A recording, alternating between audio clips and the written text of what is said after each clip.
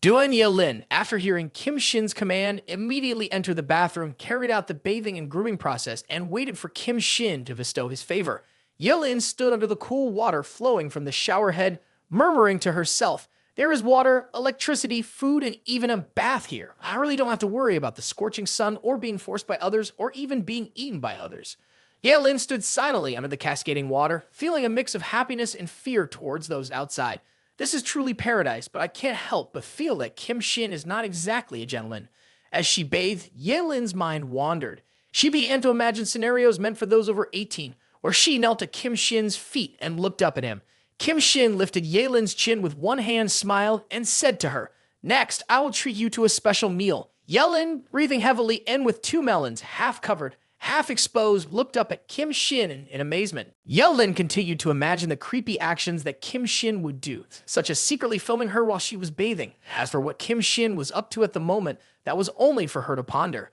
Ye-lin shook her head to calm her mind, saying, "Forget about it. Anyway, I have thought I would accept this when I came here." Ye-lin continued to imagine the scene of Kim Shin secretly filming her bathing, then smiled creepily, explaining, "I didn't come here to peep at you bathing, I'm just here to stop you from doing bad things." After showering and drying off the necessary areas, Ye-lin slowly walked outside to show off her handsome appearance to Kim Shin. After Ye-lin introduced herself as having experience in the medical field, Kim Shin immediately prepared a nurse's outfit for her as his place now was sick and needed care. Ye-lin wore the tight-fitting outfit showcasing her perfect curves. With a shy expression that reminded everyone of certain movies, Ye-lin blushed, trying to use her hands to cover her partially exposed body, hesitantly asking Kim Shin, "Kim Shin, is this outfit too revealing?" Kim Shin looked at Ye-lin without blinking, then raised his hand to stroke his chin confidently. "Not small at all, definitely not small in the slightest, simply put, it's perfect." Ye-lin turned around in confusion and lifted her butt. She looked down at her outfit and asked hesitantly, "Is that so?" But just at the height of excitement, there was always a disturbance that was Kang Hyo-cheon, disrupting Kim Shin's leisure time. While Kim Shin was emotionally overwhelmed by Ye-lin's nurse outfit, Kang Hyo-cheon suddenly banged on the door and shouted, "Save me! Kim Shin! Open the door! Kim Shin! Come out and save me!" Outside, though Kang didn't see any movement from Kim Shin, so he immediately pretended to grab Hyo-cheon's head, then threatened Kim Shin with a grin. "If you don't come out, I'll break down the door myself." Kim Shin, feeling a bit regretful that the fun had just begun, stood up and looked towards the door, saying, "Here we go again." Kim Shin was about to get up to open the door when Ye-lin panicked and stopped him. "Don't open the door, we can't open the door right now. Those outside have already killed and eaten Lina. Ye-lin hadn't finished speaking when Kim Shin understood the issue and immediately turned back to look at her coldly, asking, "Are you saying that they eat human flesh?"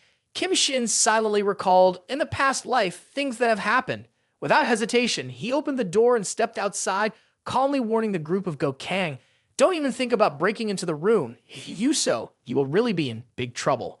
While actors Kang Hyo-cheon, Kang, Lao Mao, and their followers were playing the roles of gangsters, Kang Hyo-cheon played the role of a younger sister being forced and threatened, constantly begging for help from Kim Shin. "Kim Shin, save me." Finally confirming, Kim Shin also revealed himself at last.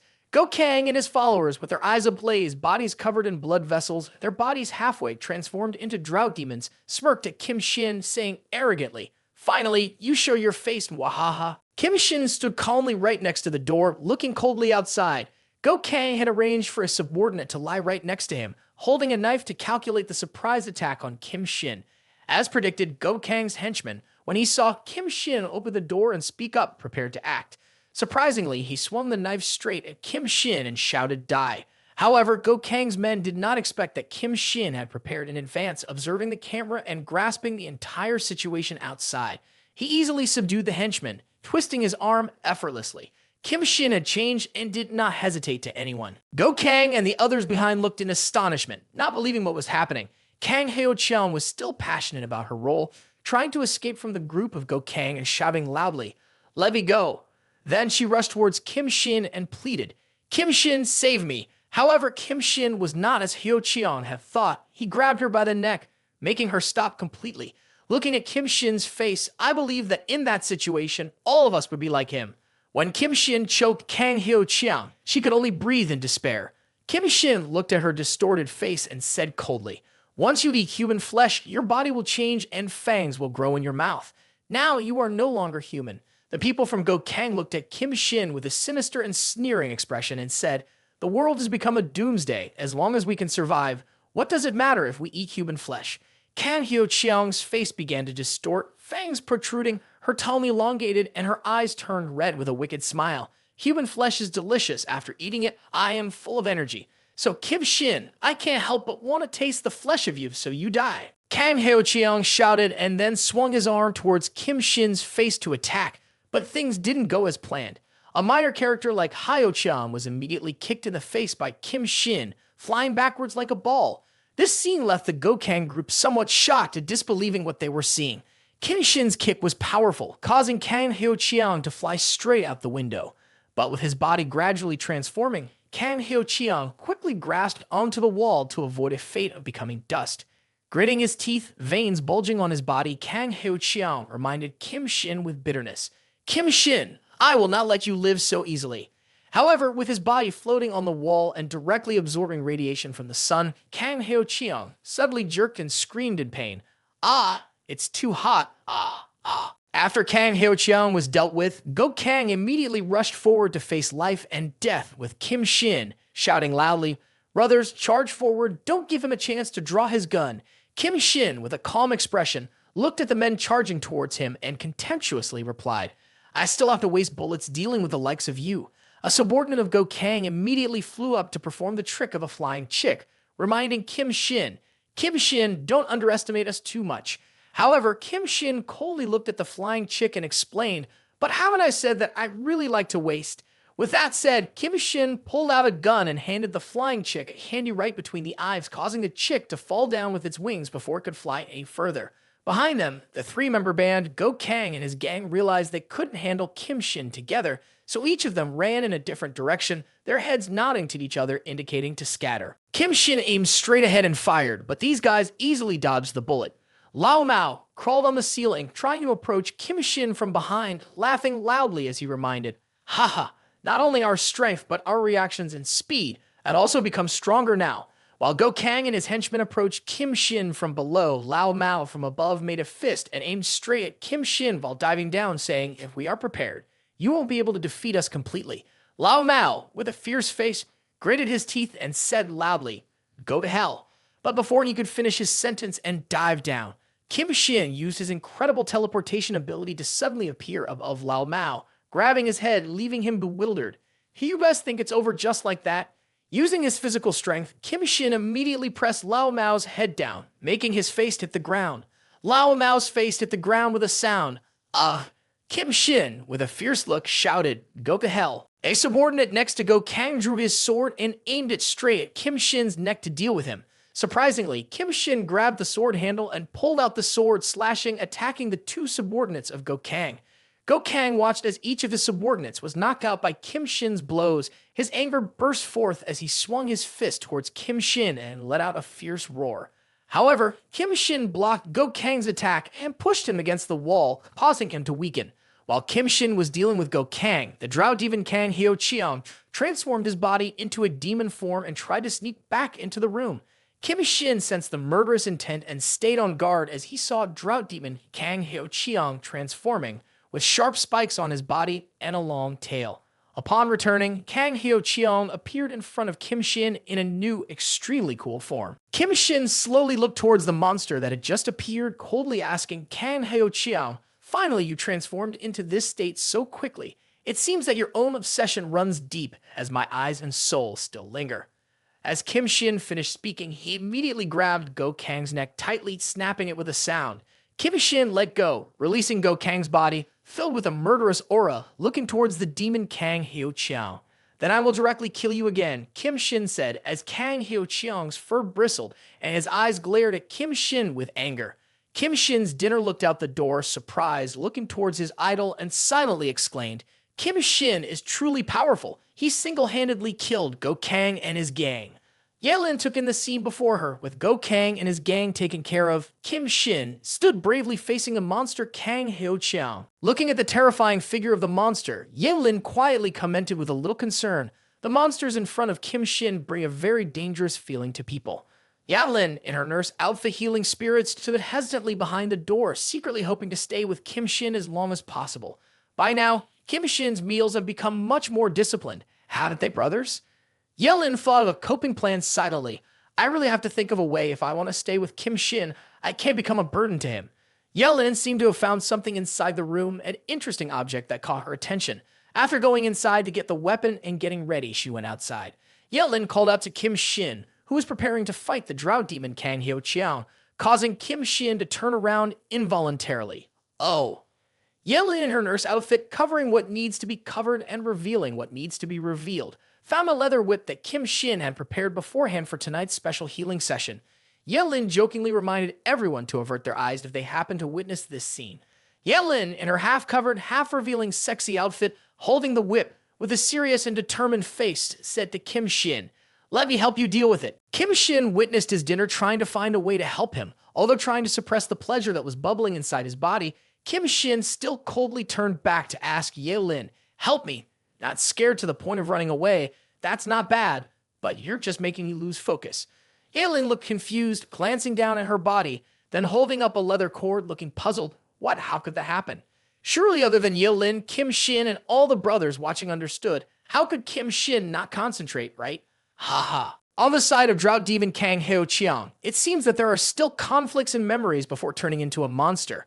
Kim Shin and Yelin looked at each other, instantly igniting Kang Hyo-chiang's anger. This demon continuously grinned and breathed heavily in a threatening manner, then baring its teeth and fierce red eyes, let out a menacing roar. Based on the image and the context, Adonis Recaps translated this roar as, "Kim Shin, you deceive me." Following the old script, after each time, drought demon Kang Hyo-chiang roared and immediately lunged towards Kim Shin with a terrifying face. Kim Shin was distracted, admiring the scenery and not paying attention, so he only realized Kang Hyo-chiang's roar in time to turn around, but was unable to avoid the unexpected attack. Kim Shin took a powerful blow from the monster. Yelin stood near the door witnessing Kim Shin taking a strong hit from the drought demon, showing a worried and frightened expression for him. Yelin exclaimed, "Kim Shin." Contrary to Yelin's worries and the aggressive demeanor of drought demon Kang Hyo-chiang attacking Kim Shin's body showed no signs of harm or even a scratch after the attack. Thanks to the sudden attack from the evil demon drought, Kim Shin's body was filled with energy, activating his superpower, the murderous killer. After creating his brushstroke, the drought demon turned to see Kim Shin unaffected by his attack, immediately leaping up and circling behind Kim Shin to sneak attack. The drought demon lunged down, baring its fangs, and with a terrifying look aimed straight at Kim Shin's shoulder to strike, but at this point Kim Shin's body was as hard as a diamond. As the demon's fangs touched Kim Shin's shoulder, instead of a painful cry accompanied by blood gushing out, there was only a harsh metallic sound in the demon's mind thinking silently. This rock must have been cooked for several years. It seems like it won't make much of a difference. The drought demon tried to bite Kim Shin's shoulder a few more times, but all in vain, looking pitiful. Kim Shin, with a cold look in his eyes, asked, "Oh, you can't bite, can you? I wonder if all those fangs in your mouth are just for decoration." A surge of power began flowing through Kim Shin's body, and Kim Shin coldly said, "It's time to stop." After finishing his words, Kim Shin grabbed the hands of the demon Kang Hyo-chiang with his own hands. This sudden action could make people misunderstand that Kim Shin wanted to reminisce about the past. After grabbing the hands of the demon, Kim Shin jumped up and landed on Kang Hyo-chiang's back, with a posture of arching his back and twisting the demon's arms behind him, completely controlling Hyo-chiang with a hot body in the true sense. Kang Hyo-chiang was completely bewildered, with wide eyes trying to understand Kim Shin's actions. On top of Kang Hyo-chiang's back, Kim Shin appeared majestic like a god, lifting one foot above the demon's head, coldly asking, "Are you ready?" Before Kang Hyo-chiang could even prepare for a moment, Kim Shin swiftly displayed his bone-pulling technique, tearing off the demon's two arms and kicking the demon, causing him to fly up to the ceiling, leaving the demon below immobilized with his nose and body immediately covered in blood. Just seconds after Kim Shin asked for the demon's arms, the demon howled in pain, dropping to the ground in agony. Kim Shin gently landed on the ground behind Hyo-chiang, still holding onto her arms affectionately. He threw her arms towards the demon, his eyes returning to normal as he said, "I originally wanted you to suffer even more agony on the day of apocalypse and slowly die from torture. But with this situation, I have to kill you now." Thinking the demon was lying still, its next actions made Kim Shin slightly startled. The demon Kang Hyo-cheon moved closer to the dead bodies of the Kang group, using its tail to wrap around them tightly, seemingly attempting to swallow and upgrade its body. The demon then opened its mouth wide, revealing a terrifying set of teeth, tilting its head towards the sky.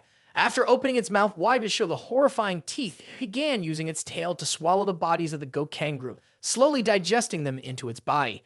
After fully digesting the body of the young man, its arms started regenerating and growing back. After seeing his two arms regrow, the demon's face looked down. The two arms screamed with joy after digesting the bodies of the Kang group.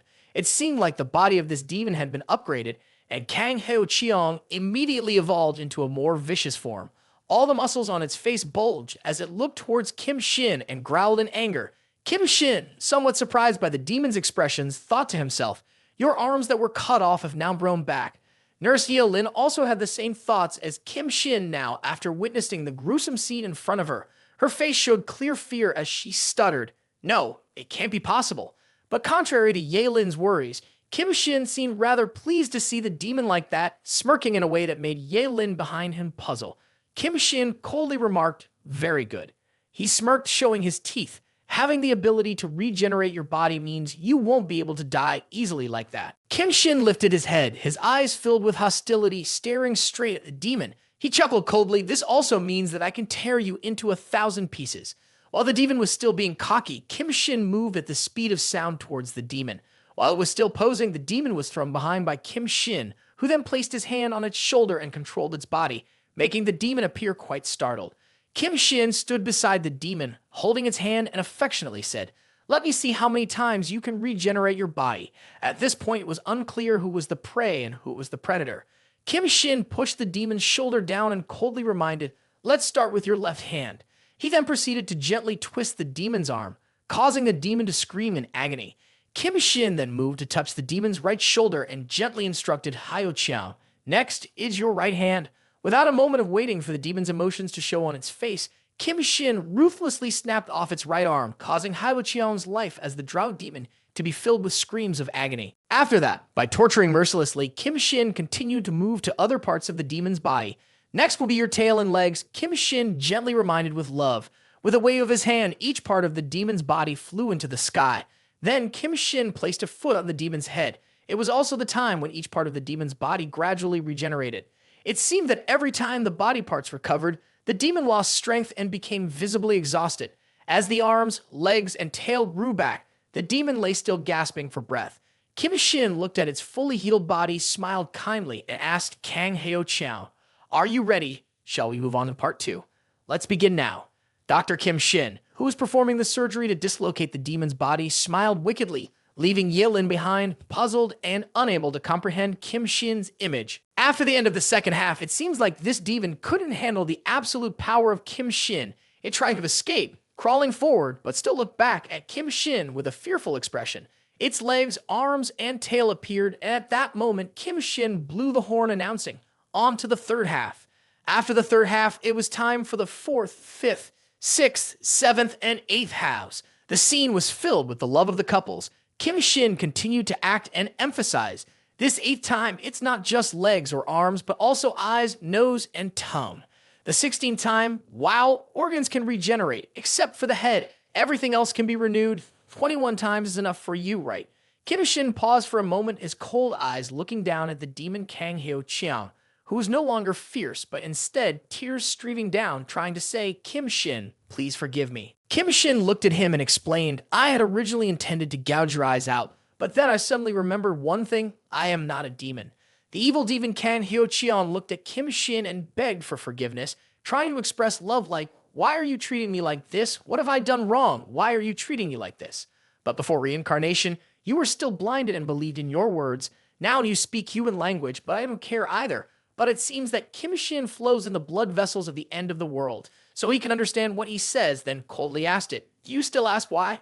Kim Shin remembered the scenes of his past life that the demon Kang Hyo-cheon and his henchman Wang Ho-woo had treated him, then raised his foot and aimed straight at the face of the demon Kang Hyo-cheon and affirmed, "Of course, this is for revenge." Kim Shin coldly lowered his foot and stepped on the face of the demon Kang Hyo-cheon. The beautiful nurse Yeolin behind looked at Kim Shin with a frightened face and asked with concern, Kim Shin, are you okay? Kim Shin didn't answer Yelin's question, but turned his head back, his icy red eyes asking, are you ready? Yelin was startled when Kim Shin asked that, immediately asking in confusion, ready for what? Nurse, don't you understand what else to prepare means? It means willingly lying on the bed. Isn't that clear enough? Kim Shin moved closer behind Yelin, placing a hand on her cheek and the other moving down below, making intimate gestures, touching both above and below. Kim Shin smiled at Yelin, saying, I showed great courage just now. Don't you want to reward me for that? Yelin tried to resist, but her resistance was futile, blushing and hesitantly asking, a reward, but here. The scene shifts to the rescue team area where someone is observing and feeling that the atmosphere and temperature seem more harmonious, immediately reporting, the temperature outside seems to have returned to normal. Then, a hand slowly reached out and felt the cool breeze outside, quietly wondering to oneself, is this a sign that the end of the world is near? Park Sung-woo appeared right behind and approached the girl with an embarrassed look, looking into the distance and hesitantly said, Captain. Park Sung-woo looked into the distance and noticed many groups of people moving towards the rescue team area, unable to see how many there were, feeling a bit confused. There are a lot of people over there. It seems like they are moving closer to our area. Upon hearing Park Sung-woo's announcement, the team captain immediately went back into a vigilant state, glancing back. Park Sung-woo's team captain was a girl with platinum hair, sharp eyes, and a hot figure. She raised her gun in front of her, squinting her eyes as she looked towards the approaching crowd. Sensing that something was not quite right, she hesitantly said, those people. In front of Park Sung-woo's group, exactly a crowd of drought demons that had been transformed, while moving from the Ru Cheong hotel area to the rescue point. This crowd is walking unsteadily, stumbling, shouting loudly, slowly moving closer. The faces of each person look very terrifying. Among them, looking down in the lower right corner of the screen, very similar to a loved one who was given a kick of love by Kim Shin and flew away about 10 meters looking very dazed. The squad leader of the rescue team looked at the terrifying drought demons approaching, causing her to be slightly worried and sweat as she exclaimed, undead. Recognizing someone appearing in front, causing all the undead to become more aggressive than usual, each one groaned loudly and rushed forward. The squad leader saw the situation was grim, immediately shouted orders to the others, quickly evacuate the people at the rescue point immediately. I will directly stop this undead horde. Park Sung-woo was at a loss on how to handle this situation, worried about this situation and worried about the other girl, hesitantly shouted, but squad leader. The undead surged towards the rescue team's location just as bullets were fired from the squad leader's gun, both shooting down the undead and shouting the command, this is an order. Park Sung-woo realized there was no time to hesitate, immediately turned and ran fast towards the inside to carry out the squad leader's command. While running, he lamented and reminded the captain girl, Captain, don't die please. The captain girl fired shots and shouted curses. Park Sung-woo, shut your filthy mouth up, get out of here quickly. The siblings returned to the scene after Kim Shin made a salad for the people of Go Kang and the demon Kang Hyo-chiang. Kim Shin and Yelin entered the bedroom. Kim Shin emitted a few rays of light, raised his hand to stroke his stylish hair, and looked at Yelin with a cold glare, announcing, next, I want you to directly experience the unlimited power of the Berserker. He explained to his siblings a bit. Berserker is a term that refers to warriors who are crazy, always causing horror to their opponents in battles, not only because of their bravery, but also carrying a very fierce and wild fighting style, like a wild beast in a rage. If this wild beast fought with dinner, then you all know how scary dinner can be. This girl, Yelin, must have gone through a lot of lessons, group exercise postures like the old man planting radishes, the farmer pushing the cart, or the cowgirl. So when she saw Kim Shin in such a provocative and powerful posture, she screamed in horror, clutching the blanket tightly around herself in fear. What, again, how many times is this now? Kim Shin, like a beast with unlimited strength, pinned Yelin down, his whole body exuding a predatory look towards Yelin with a hungry expression. Kim Shin coldly reminded his prey, "Ha, the scorching disaster has passed. Of course, I have to go outside, but before that, I will leave you with unforgettable memories." Yelin, with her back turned towards the enemy, remained highly vigilant, but somewhat insignificant in this situation. Upon hearing Kim Shin's words, Yelin asked, "Can't you take me with you?" Kim Shin did not like his dinner being questioned so many times. He pushed Yelin away like a sewing machine. His eyes flashed like a demon, then coldly reminded, "Those who want to be by my side must meet two conditions. First, they must be valuable to me. Second, they must absolutely obey my orders." Yelin was immersed in ecstasy, her hands leaning on the bed, her eyes following Kim Shin's sewing machine rhythm, constantly breathing heavily in response, "I understand." A few hours later, around midnight, when Kim Shin's power had brought down his prey, Ye-Lin, with the strongest bullets, he temporarily stopped torturing the prey. Kim Shin then checked the weather outside and realized it was quite cool, so he prepared to go out to carry out his plan. As he raised his hand to open the superpower space, Kim Shin exclaimed, "It seems Ye-Lin has completely surrendered to me." Kim Shin opened the superpower space and pulled out an off-road vehicle. As he was making plans, Kim Shin hurriedly said, "I have to seize the current time and quickly return before the sea floods the land." Many drought demons from previous lives, plagued by the obsession of moving to the rescue point, created a wave of zombies that directly attacked the rescue point, causing many civilians and soldiers to sacrifice themselves. This incident also caused a large number of weapons to be scattered outside, creating various armed forces of different sizes. Kim Shin passed through an area where the underworld forces were fighting each other with guns. A gunman fired bullets forward with a wicked smile. Kim Shin intended to move to the intended area, but suddenly a few prey directly approached, pointing their guns at Kim Shin's vehicle. Their faces were fierce, as if they were eager to meet the Grim Reaper soon, declaring, "The vehicle in front stopped right now for me." Kim Shin sat in the car, his emotionless face looking towards the group of prey in front of him as he coldly spoke, "I am sick. How dare you stop the car to rob someone at this time?" Without saying another word, Kim Shin gently moved his foot to step on the gas pedal, driving the car forward. The robbers standing in front did not know what to say in response to the man in the car's actions, their faces pale and sweating. The one in front stood rooted to the spot, while the two younger ones behind panicked and tried to escape. Kim Shin's car sped forward, causing the robbers in front to panic, unable to react in time and meeting Grim Reaper. After subduing the clueless robbers, Kim Shin let them rest peacefully where they were while he continued on to his intended destination. As Kim Shin approached the subway station area, he remembered his past life. "Just like in my past life, the last subway station has also collapsed due to the cracks on the walls, partly due to exposure to sunlight, and also because it was attacked by a wave of zombies." Kim Shin stood above looking down, then spoke. "The number of people who died underground must be in the thousands." The zombies underground, owing to the sound of the engine, immediately gathered together. Kim Shin looked at the glowing red eyes ahead, silently explaining to himself, "The zombies down there must have been attracted here by the sound of the engine." Kim Shin looked down regretfully. "Unfortunately, not all drought demons have magic crystals in their heads. If I had to open each head one by one, it would really be a waste of time." Kim Shin continued to drive the car to the area of the school he had attended. The atmosphere here seemed quite calm. As he walked, Kim Shin spoke, "First, I should probably check the situation at the school area." It was then that he remembered this was his first time returning to visit the engineering university after graduating. When he arrived in front of his university building, Kim Shin immediately stopped the car. Then he stored the entire off-road vehicle in the superpower space. Without hesitation, he quickly entered the building. Just as he stopped at the entrance, a drought demon with a noose around its neck appeared in front of him, its fierce red eyes constantly growling menacingly. As he was about to enter, a voice suddenly demanded towards Kim Shin, "Stop." Appearing behind the two drought demons chained up was a long-haired individual who seemed to be the boss around here. Behind him were two muscle-bound minions. Seeing Kim Shin enter, the young man sitting cross-legged with a haughty expression immediately warned, "Boy, you must show respect when entering our territory, and the first thing you must do is hand over your backpack to me."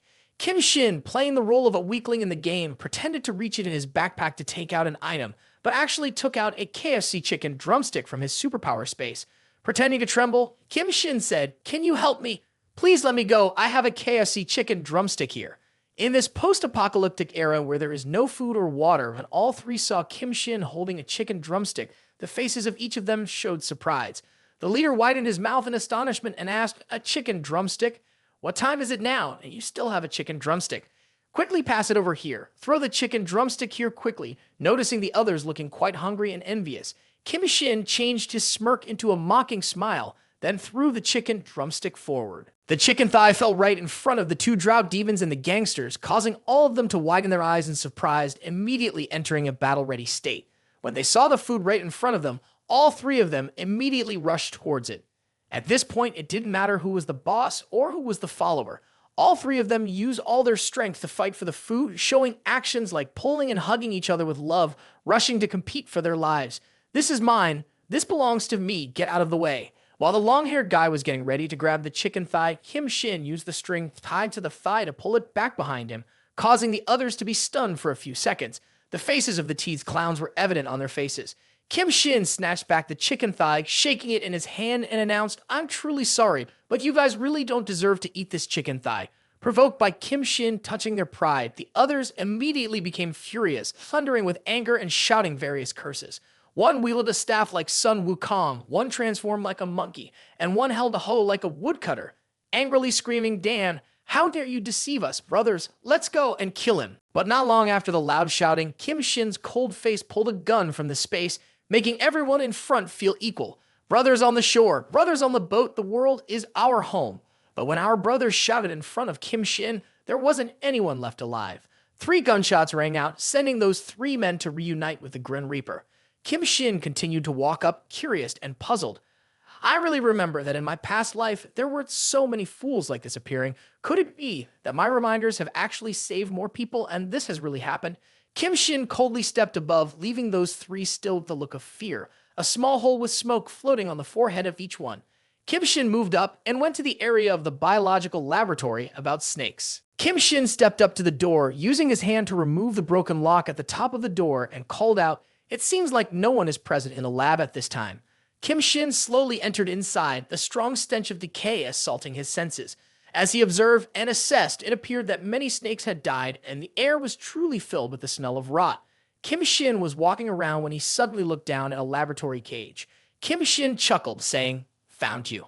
Looking inside the cage, a snake with 4 horns on its head was devouring another snake, its gaze seeming quite fierce as it looked at Kim Shin.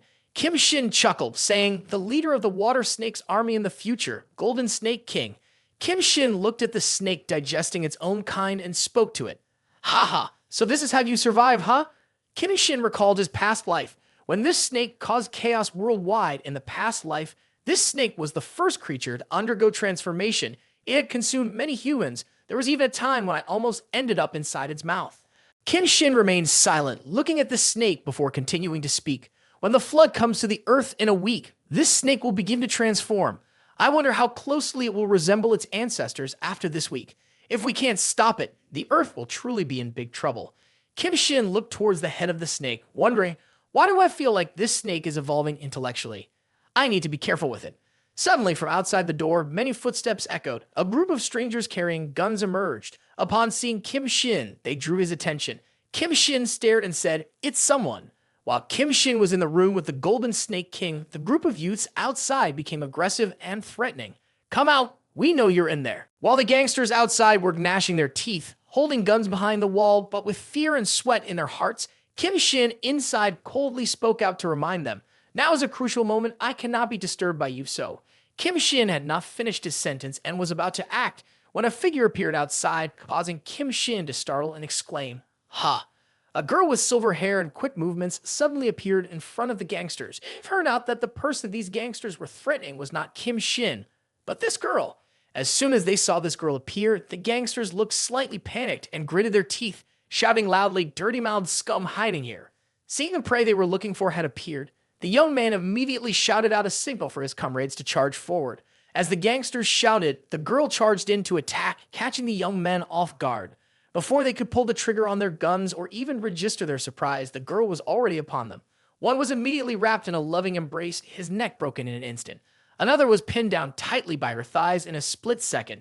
The young man who had his neck broken was spun around in the air by the girl and gently laid on the ground, while the girl turned her attention to the remaining man with all the boundless love in her heart. Having not let this young man hold the gun to act, he quickly leaped back with nimble body. He used both hands to clamp down on the neck of this young man, causing him to panic and scream in vain, "You bastard!" As the young man finished speaking, was also the moment when a crunch sound came from his neck. The 2 vertebrae of the neck broke up after the gentle shake of the girl's hands. As she finished handling 3 young men who came looking for her, Kim Shin suddenly pointed the gun at her head, surprising her.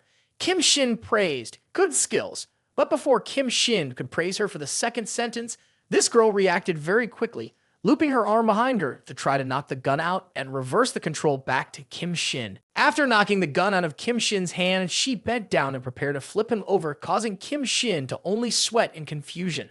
The most confusing thing for Adonis recaps is how the guys she just dealt with, she always dodges behind their neck, but for Kim Shin, she shows full affection, expressing it all with a straight clamp on Kim Shin's face. Looking closely, she is the team leader of the Special Forces superior young Park Sum-woo. Kim Shin stood still like a statue, allowing her to do whatever posture she liked. This team leader immediately jumped on his neck to control Kim Shin, constantly making neck-twisting movements. But after trying several times to shake his hand, realizing that Kim Shin's neck didn't move at all, she began to show a fearful and puzzled expression, but still didn't forget to let Kim Shin check what was hidden in his pants. Afterwards, she questioned, "Why can't I twist this guy's neck?" Kim Shin has been standing still like a statue from the beginning until now, his face and entire head being clamped by the woman in front of him, enjoying the relaxing scent she gave him. While struggling to control and try to kill Kim Shin, the girl gradually realized that she and Kim Shin were in a rather embarrassing state. Because of that, she immediately exclaimed, "Hey, wait, what are you doing?" However, no matter what, at the moment her strength towards Kim Shin was like a grain of sand in the desert. After a while, she was completely controlled by Kim Shin and had a gun pointed directly in front of her as he asked, "Who are you?"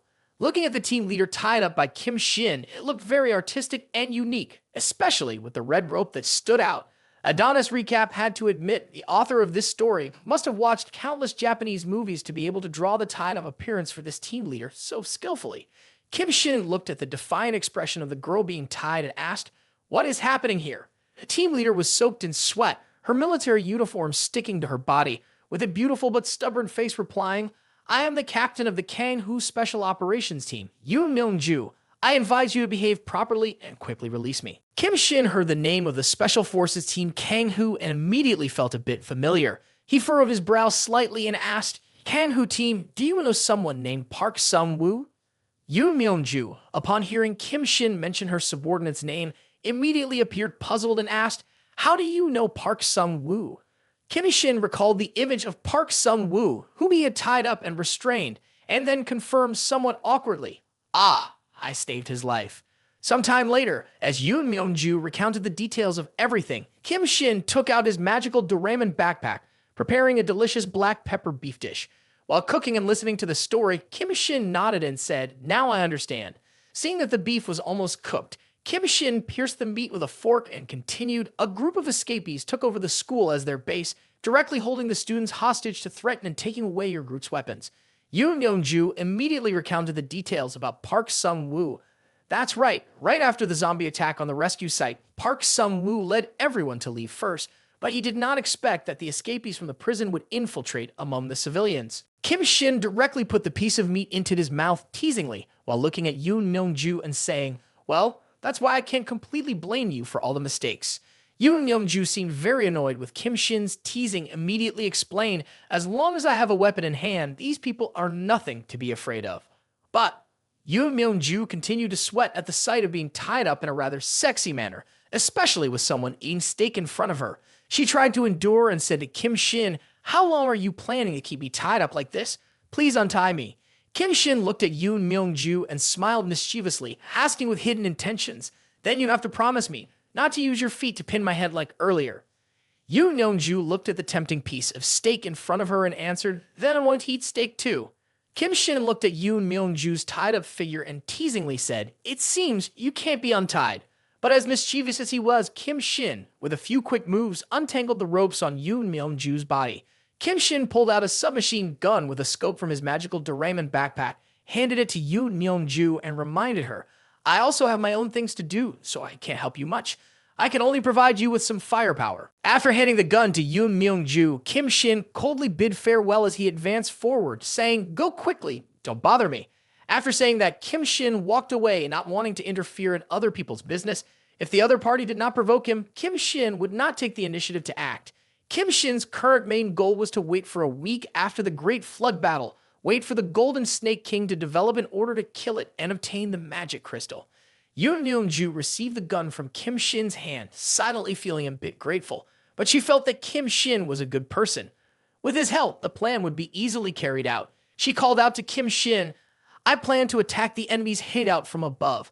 Only this way can we recover the items that have been looted by them, and then we can help the refugees survive in the current environment." Yoon Myung-ju looked at Kim Shin's back with hope in her heart, hesitating for a moment before saying, "So this may be the only time we'd meet, so..." Before Yoon Myung-ju could finish her sentence, Kim Shin interrupted saying, "Food." It seems like Kim Shin has come up with an idea, immediately walking towards his backpack, while reminding Yoon Myung-ju to wait a minute. Kim Shin then continues his magic trick with his magical backpack, pulling out a large and long sniper rifle. True to its nature, pulling out the large and long sniper rifle from his small backpack, leaving Yoon Myung-ju completely speechless as she watches Kim Shin. He explains while pulling out the sniper rifle that Park Sung-woo is just a friend to him, and he will go with her this time.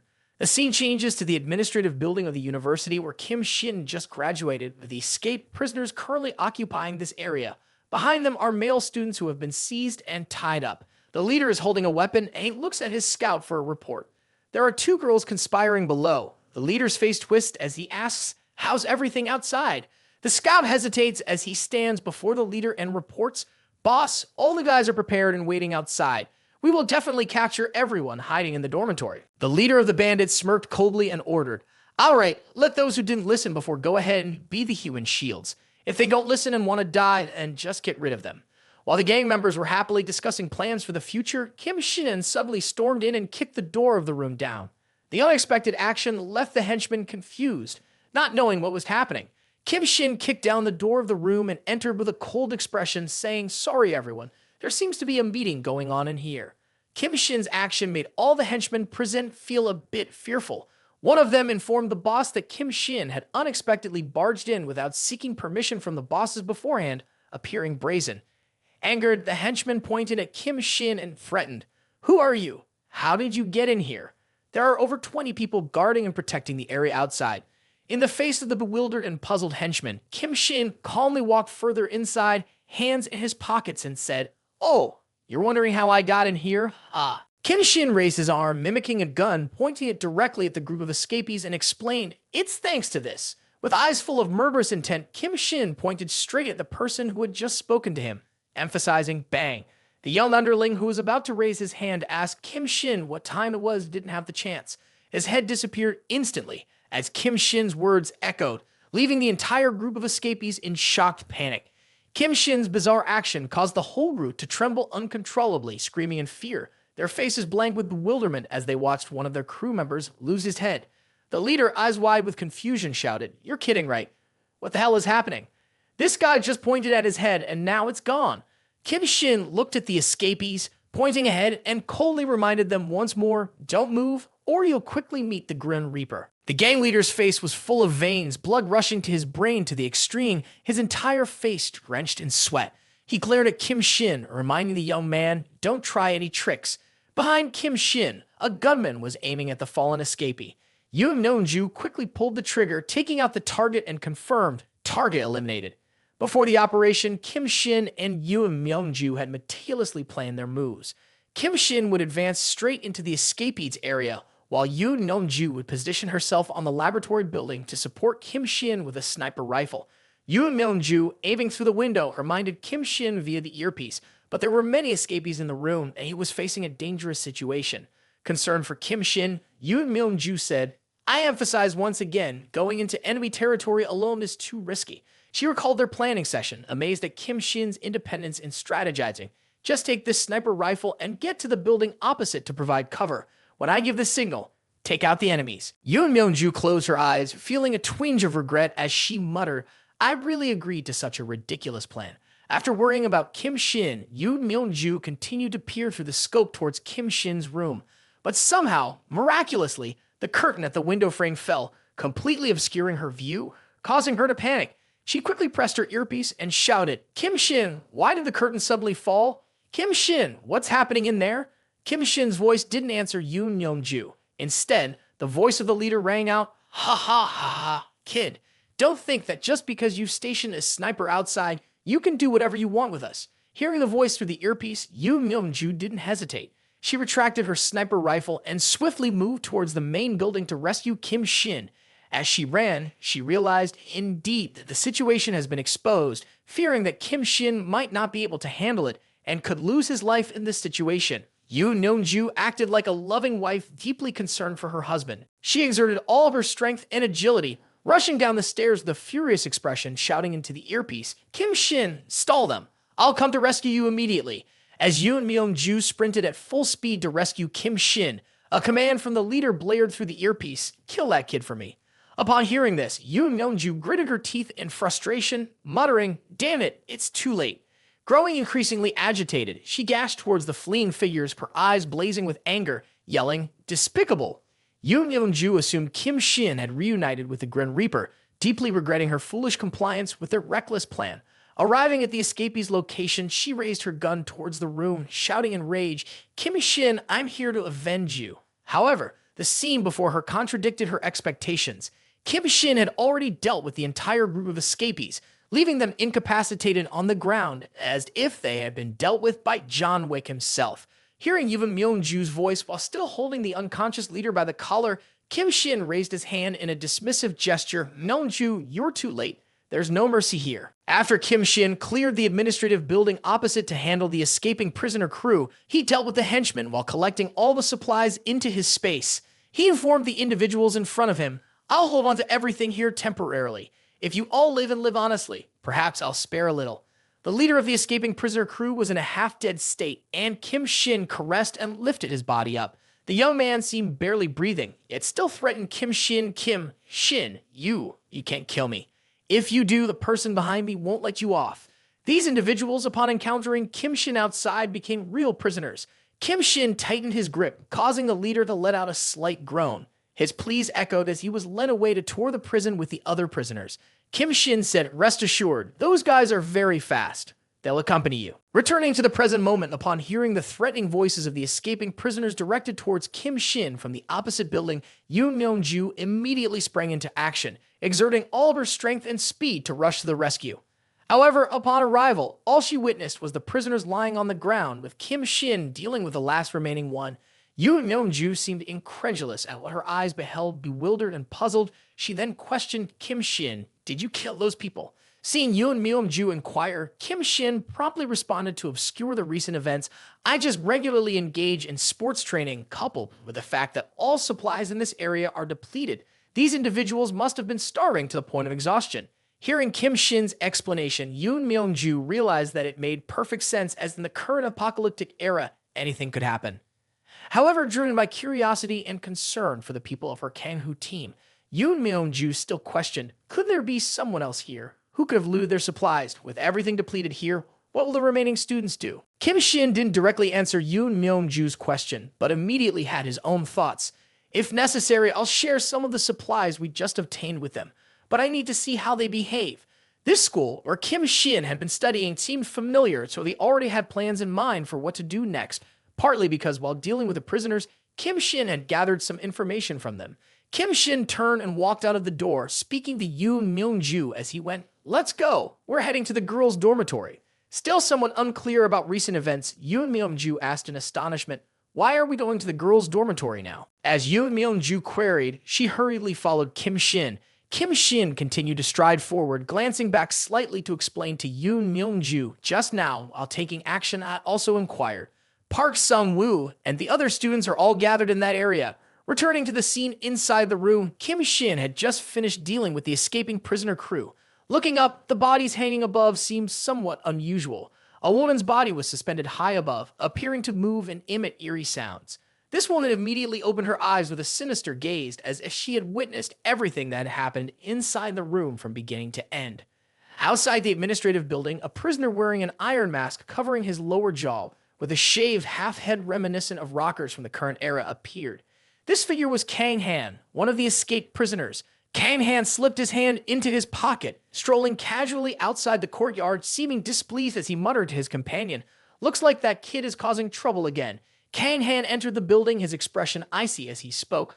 "I wonder if he's already dead." Upon entering the administrative building shortly after, Kang Han's henchmen searched the entire building and discovered the woman hanging from the ceiling. They immediately shouted to Kang Han, "Found her boss. The captain is still alive." The captain of this group was the woman with rooster-like hair, whose seductive yet scar-ridden body was half covered. Kang Han knew that this was the somewhat twisted preference of their captain, so he didn't rush to worry. Instead, he calmly approached and muttered, "What a pity." Unlike Kang Han, his henchmen showed a completely different, hurriedly concerned attitude. They immediately shouted to each other, "Quickly lower the captain." Then, one of his subordinates swiftly found a rope, gritting his teeth and tensing his muscles to slowly lower the captain to the ground. Once the captain was released, Kang Han approached with concern. "Oh, Young, you've been pretending to be a hanging prisoner for days now, and you found the sensation you were looking for?" The captain slowly pushed herself up from the chair, her body still somewhat lacking vitality, but she maintained a calm demeanor as she spoke to Kang Han. "I was just fooling around with death, Kang Han. Right now, I need comfort and care from you." Kang Han immediately pulled out a whip with spikes from behind his back, his eyes narrowing as he grinned wickedly at the captain, asking, "Is that so?" Observing this scene, one could guess that the captain enjoyed sadomasochism, or in other words, she had a personality that derived pleasure from being physically abused and tortured by others to find ecstasy and climaxed in being harmed and abused. Seeing Oh Young's lifeless body, a core member of their team, Kang Han knew what he had to do. He swiftly brandished the whip and struck repeatedly at Oh Young's body parts, causing her to moan in pain yet pleasure. Watching Oh Young's ecstatic expression, a sure sign that this was a regular occurrence, Kang Han's eyes narrowed as he looked at her with a hint of intrigue, asking in a low, pleased tone, "And how do you feel now?" In contrast to others undergoing torment from the whip, who would undoubtedly bear expressions of fear, panic, and extreme pain, Oh Young seemed to be experiencing ecstasy. After Kang Han's sadistic act, Oh Young's face displayed satisfaction as she moaned, "Ah, much better now." Observing this, Kang Han immediately inquired, "So, you've definitely seen it, haven't you?" He sat back, allowing Oh Young to straddle him, her face immersed in bliss. Kang Han asked again, "Who dares to steal my supplies?" Oh Young was so overwhelmed with pleasure that she couldn't even swallow her tongue properly. With a lascivious expression, she narrowed her eyes and answered without preamble, "It's someone like a demon." Kang Han supported Oh Young, his face turning to one of astonishment as he exclaimed, "Tell me the name of this person. I must make them pay." Oh Young, seemingly awakened from the euphoric trance, replied with a cold, ominous expression, "Kim Shin." Shifting the scene to the female dormitory area, Yoon Myung-ju and Kim Shin, upon arrival, encountered the remaining students and Park Sung-woo's group. Seeing Park Sung-woo not fully recovered, Yoon Myung-ju immediately exclaimed with worry etched on her face, "Sung-woo, how did you get injured?" Park Sung-woo smiled reassuringly at Yoon Myung-ju. "Team leader Yoon, I'm fine. Seeing you safe and sound coming back is more than enough." Placing his hand on his injured abdomen, Park Sung-woo glanced at Kim Shin with suspicion and asked, "What brings you here?" Yoon Myung-ju turned to Kim Shin and explained his presence. He said he's your lifesaver. Kim Shin, disregarding Yoon Myung-ju's explanation, immediately turned his attention to Park Sung-woo. "Your wound seems quite serious too. Let me take a look at it." Seeing Kim Shin's concern, Park Sung-woo slowly unwrapped the bandage around his wound and then explained, "Actually, it's just a scratch wound. Didn't feel too heavy during the battle, but for some reason, it's been getting worse day by day." Kim Shin looked at the festering wound, thoughtfully raising his hand to his chin, and seemed to have identified the problem. Immediately, he affirmed, "It's an infection, the same kind as those man-eating creatures. Their claws contain harmful bacteria and corrosive viruses. If medication is not administered promptly, it could be life-threatening." Park Sung-woo, appearing quite composed, didn't seem too fearful of death. However, he hesitated slightly and said, "But medicine is a precious resource at this time, not easily found. I just feel that if I die like this, I would truly be regretful." While Park Sung-woo was still hesitant about the prospect of dying in such an absurd manner, Kim Shin suddenly appeared like the magical robot cat Doraemon. He thrust several boxes of medicine in front of Park Sung-woo, startling him. "Take these. It should be enough." As Park Sung-woo stood there, stunned and speechless, Yoon Myung-ju watched Kim Shin's generous actions, leaving her utterly bewildered. She immediately turned to Kim Shin and asked, "Where did you get so much medicine?" Kim Shin, with an indifferent expression, replied with an unrelated statement, "I already told you, I am the one who saved his life." Kim Shin began to sift through memories of his past life, recalling a mutant with unparalleled strength. In his mind, he silently hoped, in the previous government's organization, there emerged a person with formidable strategy and strength comparable to a nuclear bomb. People whispered about this figure, calling him the man of divine power. If that man is indeed Park Sung-woo, then this investment will undoubtedly never fail. On the contrary, it will yield great profit. The demeanor and character of Park Sung-woo were quite righteous and always just. Receiving assistance more valuable than diamonds from Kim Shin at this moment, Park Sung-woo couldn't help but feel indebted to him. Yet part of him was curious about why Kim Shin was here, so he asked, "Now I owe you a favor, but I know you didn't come here just to give you medicine. Tell me, why are you here?" Kim Shin, with an emotionless face, coldly reminded everyone present, A great flood is coming soon. You all should evacuate quickly. The prophet Kim Shin continued to explain why he said that. The extreme heat has caused glaciers in cold regions to almost completely melt. This in turn has led to the situation of salinated rivers. When that happens, this entire school will undoubtedly be submerged by the Great Flood. Kim Shin's words left everyone bewildered, all in a state of half-belief and half-doubt. Yoon Myung-ju, with a somewhat skeptical expression, spoke up in a puzzled manner, the Great Flood. At that moment, an antagonist appeared, Bang Jong, an old classmate of Kim Shin. She realized that Kim Shin's words had ulterior motives, placed one hand on her chest, and her angry expression immediately showed strong opposition. Nonsense! Where is this great flood coming from? It seems to me that you want to drive us away from here and monopolize the school's resources for yourself. Kim Shin looked at the person speaking and immediately recognized her, thinking to himself, isn't her Bang Jong, a classmate from my batch, a rich girl, and a famous feminist of the university? She always sought to create a divide between men and women in the school. Seeing Kim Shin not answering her question, Bang Jong no longer cared and stared intently at the backpack Kim Shin was holding in front of his chest. Her curiosity and long-lasting hunger made her irritably ask, "Hey, does that bag of yours have food in it?" There was no need to wait for Kim Shin to answer. Forgetting his rich and arrogant attitude, Bang Jong immediately rushed forward to grab Kim Shin's backpack, shouting out a command, "Show me what's inside." But if this situation had happened in a past life, then Kim Shin would have simply handed over the bag to her. But now it's completely different. Anyone who tried to steal from him would immediately receive a loving slap in the face from Kim Shin. Bang Jong was no exception, with a face that seemed to be begging for a slap. Bang Jong held one side of her swollen face, one hand reaching out to pick up a tooth that had just fallen out after the slap, as if she couldn't believe what had just happened. She tremblingly asked in disbelief, "How dare you hit me?" Thinking that Kim Shin's actions would bring negative reactions from others and other students present here. But it seems that this Bang Jong girl is someone who is used to causing trouble at school, not having a good relationship with others. Watching Kim Shin give this girl a headband made all the other students excited, cheering Kim Shin on. Great job! Who said she dares to disrupt the rhythm class? She dares to take over a room in the dormitory. I have my eye on her for a long time. That's right, it's not just a few coins in her house. Quickly kick her out. Kim Shin glanced at the crowd that was cheering and teasing Bang Jong, commenting, "Seems like she's not very well liked."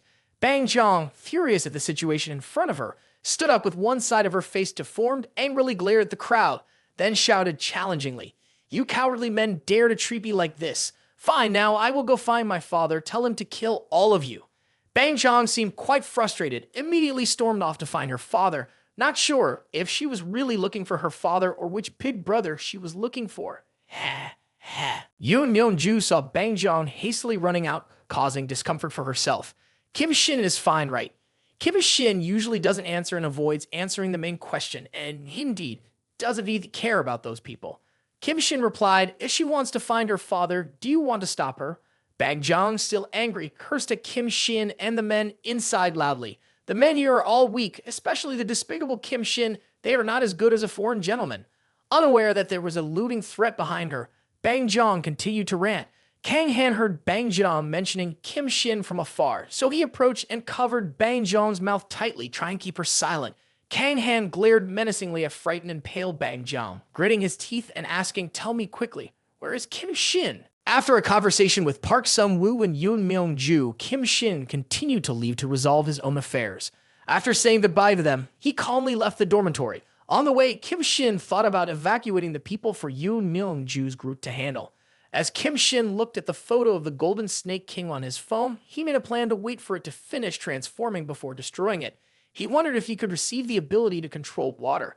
While lost in thought about the plan, Kim Shin suddenly heard a groan from Bang Jong, who was being tied up and hung on a crane by Kang Han. Kim Shin looked up and realized it was Bang Jong, who had shown empathy towards him before. Instead of saving her, he sarcastically asked about whether she had found her father. Kang Han, standing next to him, arrogantly introduced himself as the evolutionary base. Kang Han looked terrifyingly at Kim Shin, furrowing his brow and staring at him menacingly as he asked, "So, you're Kim Shin, huh? I never thought you'd have the guts to steal our resources. I almost thought you were some kind of terrorist with 3 heads and 6 arms." Kim Shin's eyes narrowed slightly, staring back at Kang Han seriously as he questioned, "Are you from the evolution base?" Kang Han immediately slammed on the back of the truck and confirmed, "Yes, this is our first meeting, and I intentionally prepared a gift for you." Kang Han then unlocked the container and pushed open the door. Inside, there were people transformed into drought demons due to the heat. Their eyes were fierce and intimidating, growling and groaning incessantly inside the truck. As soon as the door opened, they immediately started to move out. Kang Han stood on top of the truck, pointing towards the drought demons, and challenged Kim Shin. So, I want to ask you, are you ready to die? On the side of Kim Shin and Kang Han, a fierce battle erupted with a loud noise that made Myungju and Sung Woo inside the women's dormitory startle. Immediately after, Myungju looked behind anxiously and said, Kim Shin just left in that direction. Myungju was worried about Kim Shin's situation and Sung Woo's condition at the same time, so she immediately ordered Sung Woo, I'll go out and see what's happening. Sung Woo, you command the people here to protect everyone. Sung Woo didn't agree with Myungju's order, as he had also received Kim Shin's grace and was quite worried about the situation outside, so he firmly replied, no, I'm going too. Back outside, Kang Han stood on top of the car roof, laughing loudly and looking straight at Kim Shin. Below, the undead, released from their restraints, slowly advanced towards Kim Shin, while Bang Jong was still hanging on the hook of the crane. Kang Han narrowed his eyes, showing his teeth in a menacing smile, then looked towards Bang Jong and asked, Kim Shin, is this girl your friend? I'll give you a chance to show off as a hero and save the beautiful lady. Just kneel down and beg for mercy, and I will release this girl immediately. Kim Shin, seeing Kang Han's offer, slowly raised his hand and pondered before saying, actually, saving her might not be a bad idea. Kim Shin was known to play tricks on others. Just a few moments ago, he had slapped Bang Jong, making her angry. But now he changed his tone and spoke affectionately, giving Bang Jong hope and suddenly making her fall for him. Despite her swollen cheek from the slap, Bang Jong heard Kim Shin's words and eagerly said, really, Kim Shin, you are truly a good person. Then hurry up and kneel down to save me. But Kim Shin interrupted Bang Jong with a cold gaze and said cryptically, but there's a problem. Confused by Kim Shin's vague words, Bang Jong asked, what problem? Didn't you just say you would save me? I clearly heard you promise to rescue me. Bang Jong immediately recognized that Kim Shin was joking, getting angry, staring with eyes full of bloodshot veins, bursting with rage. So you just said you would save me. Now, you want to change your mind? Are you still a man? Kim Shin, hearing Bang Jong's words full of sarcasm and contempt, left and suggested contacting foreigners to save her. Bang Jong was so angry that she couldn't bear it, wishing she could burst into tears. So you are such a person, because I said you were insignificant, just a small word like that, and you dare to retaliate against me like this. Bang Jong officially got angry, but the little girl at this point just had to wait to be dealt with by the zombies. Bang Jong's face changed, thinking that if Kim Shin didn't rescue her, Kang Han would let her go or someone else would save her. So she angrily scolded Kim Shin. Do you think I will apologize to you? Then humbly beg you to save me. The truth has proven that you are a cowardly man, despicable, petty. I don't need a lowly coward like you to save me. It seems that Bang Jong was too angry to look down at the ground, so Kim Shin kindly raised his finger and pointed downwards, smiling and reminding her, oh, why, I hope you remember every word of your statement. Bang Jong, if objectively evaluated, is quite plump, coupled with Kang Han's makeup enhancing a simple dress, making her curves appear quite perfect, attracting many FA boys who have been watching this video for a while. Adonis Recap will surely get a lot of attention. Heh. Just return the result. No explanation needed, nothing else. No useless quotation marks or punctuation unless necessary. The living corpses immediately climbed up Bang Jong's body one after another, intending to devour his body. Seeing the scene beneath his feet, Bang Jong stood frozen for a few seconds. Each drought demon rushed to bite wildly into Bang Jong's body, causing him to endure excruciating pain, a feeling of fear and agony, so intense that he could only cry out in despair, save me, Kim Shin. I was wrong. Please save me quickly. Kang Han, watching the scene, only laughed loudly and pointed threateningly at Kim Shin. Ha ha, ha ha. You really are someone who watches death without saving, but it doesn't matter because in the end you will have to go with this girl. Right now, I will show you the extent of our evolutionary basis techniques. Kang Han took out a bottle of liquid makeup like a professional cosmetics saleswoman from inside himself. Kang Han applied makeup to his face while loudly introducing the product to Kim Shin. Just by applying this powder on yourself, you can make the living dead monsters below obediently listen. Kim Shin's cold face looked towards the conscientious vendor Kang Han, coldly reminding, oh, are you putting bone powder on your face? Really, this could be quite useful. I think this might make those zombies misunderstand you as one of them. Kim Shin's words seemed to hit Kang Han's low intelligence, Kang Han dumbfoundedly looked at the powder he had just applied, stammering, "Powder, bone powder?" After being lectured by Kim Shin on how to sell and advise customers in a professional manner, Kang Han looked at the bone powder box he had just put on his face and couldn't help but feel nauseous, immediately spitting it out. Kang Han, like a foolish child being teased by Kim Shin, immediately touched his pride and lost his composure, angrily ordering the zombies to rush towards Kim Shin. "Damn it, all of you, tear him apart into pieces for me." Kang Han had just finished speaking when the undead horde growled and quickly rushed towards Kim Shin. Each face seemed to lack a lot of vitality. Kim Shin noticed the undead horde about to charge towards him. At Kang Han's command, his expression remaining calm, immediately assuming a defensive stance. His arms crossed like Black Panther. Wakanda forever alone. Kim Shin used his spatial superpower, two sharp swords instantly appearing from his hands. Kim Shin, from a close combat assassin, using his bare hands, in just a few moments transformed into a crushing machine with Yeilin. Now his swordsmanship was almost on par with Zoro from One Piece. Kim Shin darted through the undead horde, slashing at their heads, necks, bodies, chests, arms, and legs in a cool and flashy way. After displaying his swift sword skills in front of Kang Han, Kim Shin gently landed on the ground next to the foolish Kang Han. His eyes seemed to be in slow motion. Kang Han thought Kim Shin had been killed by the undead horde, so he disdainfully turned away without bothering to watch, immediately turning back and mockingly saying, "Hey, little brat, you're about to die and still dare to play around in front of me." Seeing the group of zombies standing still, along with Kim Shin unexpectedly appearing in front of him, the foolish Kang Han startled and confusingly asked, "Huh, why did you run up here?" Myungju and Sung Woo also rushed to where Kim Shin was fighting Kang Han. Seeing the zombies surrounding Kim Shin and a menacing figure appearing, Myungju anxiously exclaimed, "It's over, Kim Shin." Myungju slowly looked towards Kang Han standing with a worried look and continued, "He's surrounded." The foolish Kang Han, provoked by Kim Shin, seemed to have touched his nerve. Instantly furious, glared at Kim Shin and cursed out loud, "Dan, why are you still standing there? Come up here immediately for me." Kim Shin calmly raised his hand to brush off the dust on his clothes, looking at Kang Han with a cold look and reassuring him. "Stop shouting, it's pointless." Kang Han's blood vessels started to bulge on his face, his eyes glaring at Kim Shin as he asked, "What do you mean by that?" The sword strikes that Kim Shin had executed earlier now took effect, causing all the undead to move their bodies normally again, but in a slow and staggering manner. Kim Shin coldly explained, "Because you're just wasting your energy." Confused by the sword strikes that the undead had to take, Kang Han immediately exclaimed in horror, "What is this? How is this possible?" Without wanting to say much to the foolish boy, Kim Shin immediately activated his space and stepped inside, then emerged behind Kang Han and looked straight at him, reminding him with a touch of humanity, "I never intended to interact with your evolution base." Kim Shin immediately approached, grabbing Kang Han's face with both hands, holding it tightly so that his head couldn't move. Kang Han's face became more panicked than ever. Kim Shin coldly reminded him, "But who told you to keep trying to kill me?" Kim Shin used his strength to hold Kang Han's head in place, not allowing him to move. Then, slowly applying more force, he lifted the foolish boy's head up, speaking as he acted, "That I can't let you keep your life." Kang Han felt excruciating pain, his eyes filled with bloodshot veins, and he screamed in fear. "What are you going to do to me? Stop!"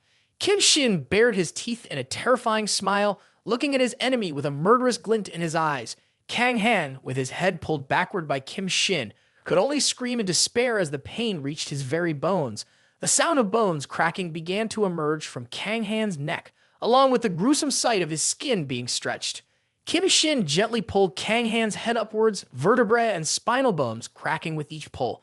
This image is quite horrifying, so those with weak hearts might want to skip a few seconds. Myungju witnessed the actions that Kim Shin handled the zombies, and Kang Han's face became expressionless, thoughts running wild in his head. Dealing with that person in an instant before, it was the same. This is definitely not a simple matter that can be accomplished by relying solely on daily physical training. What kind of monster is this person after all? Kim Shin held Kang Han's wrist in one hand, the other hand coolly slipped into his pocket. Dealing with those rookie soldiers like that, maybe I still need to be a little cautious. If there is a capable assistant by my side, that would be good. Shifting the scene to the area near the Rucheon Hotel, the temperature outside had become cooler, with gentle breezes bringing moisture onto the land. Inside Kim Shin's presidential suite, Yeilin still seemed to be unable to escape the feeling of being tormented by Kim Shin all night. She was still curled up, mouth wide open, Perhaps even in her dreams, she was being tortured by Kim Shin, isn't it? Yelin continued to pant, one hand placed below, trying to cry out, "Don't." Yelin jerked awake, her cheeks still flushed, sweating all over her body, calling out dazedly, "Kim Shin." Yelin sat up abruptly, flushed, and shouted, "Don't abandon me." Yelin, dressed in a tight nightgown that accentuated her sexy figure, breathed heavily as if she had just experienced a nightmare which I'm sure you can all imagine after seeing the images just now, right? Aha. Yelin, tired eyes, muttered as she breathed, dreaming of him again. How long has it been, and he still hasn't returned? A loud knock outside made Yelin start and turn around in surprise. Yelin remembered Kim Shin's words before leaving. "If you are useless, then why do you have the right to stand by my side?" Yelin seemed to have made her choice, both reluctantly thinking of Kim Shin and affirming, "Kim Shin, I will definitely not become a burden to you." Yelin didn't think much and didn't let herself continue to indulge in the dream anymore. She woke up holding a rifle next to her that decided, "I will become your right hand." The sound outside the next room, knock, knock, knock, slowly sounded. Yelin in a sexy nightgown. Many brothers would love to see this scene and play the delivery guy game. Yelin coldly pushed the door with the gun and stepped outside. After entering inside, she was puzzled because nothing happened. Yelin looked around full of strange incomprehension. Clearly the sound comes from this side. Suddenly a loud noise sounded behind Yelin, making her worried. As she turned back, Yelin looked back in horror. When did this happen? Behind Yelin appeared a drought demon growling, making her suddenly unable to move. Yelin stood still, her eyes wide open, sweating silently, thinking, "Appear behind me." Looking at the drought demon behind her, Yelin unconsciously stepped back, wondering to herself, when did it appear behind me? The monster continued to advance, cornering her. Yelin finally had no more room to retreat. A loud crash rang out as her back collided with the table behind her. Glancing behind her, Yelin realized the situation was dire. With the table blocking her retreat, she was about to be captured by the creature. She suddenly remembered the gun she had been carrying. Yelin planned to raise the gun and shoot the drought demon, but in the next moment, she accidentally bumped the gun against the table with force. Due to the tension, her grip faltered and the gun slipped from her hand unnoticed. It clattered loudly on the floor. Hearing the noise, the drought demon growled, its sharp teeth and fierce red eyes filled with malice as it lunged forward. It snapped viciously at the girl in front of it, but missed its target. In that moment, Yelin thought to herself, "I'm done for." However, instead of attacking again, the drought demon sniffed the air around, leaving Yelin puzzled. What's going on? What is it up to? Why is it sniffing like that? At this moment, Yelin realized that the monster fundamentally couldn't see anything. It identified prey by scent and sound. Yelin breathed a sigh of relief, dodged a bullet there. But now they were too close. Any noise could provoke an attack. What to do now? Yelin leaned forward, reaching desperately for the fallen gun. "Just need to grab it, and I can handle this." Her slender, trembling arm was inches away from the gun when disaster struck. The weapon slipped through her fingers, clattering loudly on the floor, catching the attention of the nearby drought demon. Hearing the noise, the creature instantly pinpointed the source. Yelin thought to herself, "This could be it." The drought demon turned towards the sound, its razor-sharp teeth ready to strike and tear its prey apart. Just before danger closed in, Yelin remembered Kim Shin's words. "My resources are limited. I can't keep you just because you're pretty. Finding the magic crystal inside the demon's head might give you superpower. I won't tolerate anyone without value." Thinking about it, Yelin determined in her heart, "I am not useless as Kim Shin said." In a critical moment, Yelin used all of her strength to kick the monster in the face, her high heels piercing its eyes, causing the drought demon to cry out in pain, grunting. The heel of the high heel went through its head, each second passing by in silence. Yelin was waiting to see if this monster still had the ability to attack, her face tense with anticipation. After a while of waiting, she saw it no longer reacted, so she pulled her foot out of the head of the drought demon. But in the blink of an eye, when she lifted her foot out, the monster grabbed her ankle. Yelin's face darkened slightly as she let out a soft "ah." She quickly kicked the other shoe into the face of the monster, and this time the creature truly fell slowly. It no longer had a ferocious look charging towards Yelin. It fell down in front of her, and she had finally escaped danger. Yelin proudly told herself like Kim Shin, "Unfortunately, you didn't see that I am not useless either." She glanced around and saw an axe nearby, so she picked it up and approached the monster. She kicked her foot at its head, firmly holding the axe on her shoulder. Yelin wanted to see if there was a magic crystal in the monster's head, as Kim Shin had said. Meanwhile, at Gongsun University, Myungju and Sung Woo followed Kim Shin's suggestion to evacuate the students. Myungju also contacted her brother Baekmyeon to lead his troops to protect the students. In the biology laboratory, the species of golden snake king that Kim Shin was very interested in began to mutate. Kim Shin carefully watched the snake in front of him, his face serious as he observed it, telling himself, "Let me see how far you can change." Additionally, Kim Shin prepared a large bucket of water for the snake, forcefully putting the water-filled bucket on the floor. The Golden Snake King crawled towards the water as in previous lives. The snake needed to fully mutate by entering the water, which also helped Kim Shin avoid having to intervene. The snake's whole body changed rapidly upon contact with the water, growing instantly, its head looking more fierce with purple eyes full of malice and its fangs becoming unusually large. Kim Shin looked in amazement at the transformation happening before his eyes as the snake's body continued to grow larger, the bucket about to burst making a popping sound. Shortly after, a loud bang echoed through the air, causing Kim Shin to take a few steps back. The Golden Snake King had transformed from a small snake into a large black serpent, its eyes blazing red as it stared at Kim Shin as if ready to devour him alive. The protagonist was quite surprised. It's only the beginning of its transformation, and it's already this big. Luckily, it's just a bucket of water. Otherwise, things would be much more difficult to handle. Retrieving his sword from the spatial world, Kim Shin advised the snake to submit to him, offering to consider it as a pet. However, the Golden Snake King paid no heed to the human's words and immediately flew out the window, fleeing from Kim Shin. The protagonist quickly realized its intentions. It seems this snake is quite intelligent. With a giant body, a powerful thrust shattered the glass door. The Golden Snake King slithered out at dizzying speed. Kim Shin also used his instant superpower to chase after, the male lead tightly gripping his sword and jumping into the air, mocking the snake. Is this how snakes run away? Unfortunately, this speed is still not fast enough. With someone possessing such powerful superpower like Kim Shin, of course he could say that, on the other hand, if it were a normal person, they would have been swallowed alive by that python. Kim Shin used his strength to thrust the sword into the snake's back, but the sword broke in half the next second. The male lead looked disgusted at the sword and muttered to himself, "Its scales are this tough." The next second, Golden Snake King took advantage of Kim Shin's distraction and lunged forward, aiming its huge mouth towards him. Kim Shin was not afraid. He swung his fist towards the snake. If the sword was not effective, he could still use his deadly punch. A full-force punch from Kim Shin pushed the snake down to the ground. A loud thud echoed as the tough scales of the monster collided with the ground, but the next second, the Golden Snake King used its massive tail to sweep towards Kim Shin, trying to overpower him. Kim Shin realized that the recent attack was intentional to expose his vulnerability so that he could be bound. This snake was exceptionally intelligent, and as Kim Shin calmly observed it, he understood that the attack was a diversion to ultimately surround and devour him. In a decisive moment, its gaping mouth prepared to strike. With a cold expression, Kim Shin faced the monster. On one side, the evacuation team was preparing to leave. Baek Myeon jokingly teased his sister for still showing fondness towards Kim Shin. Myung-ju shyly retorted, saying, "Shut up."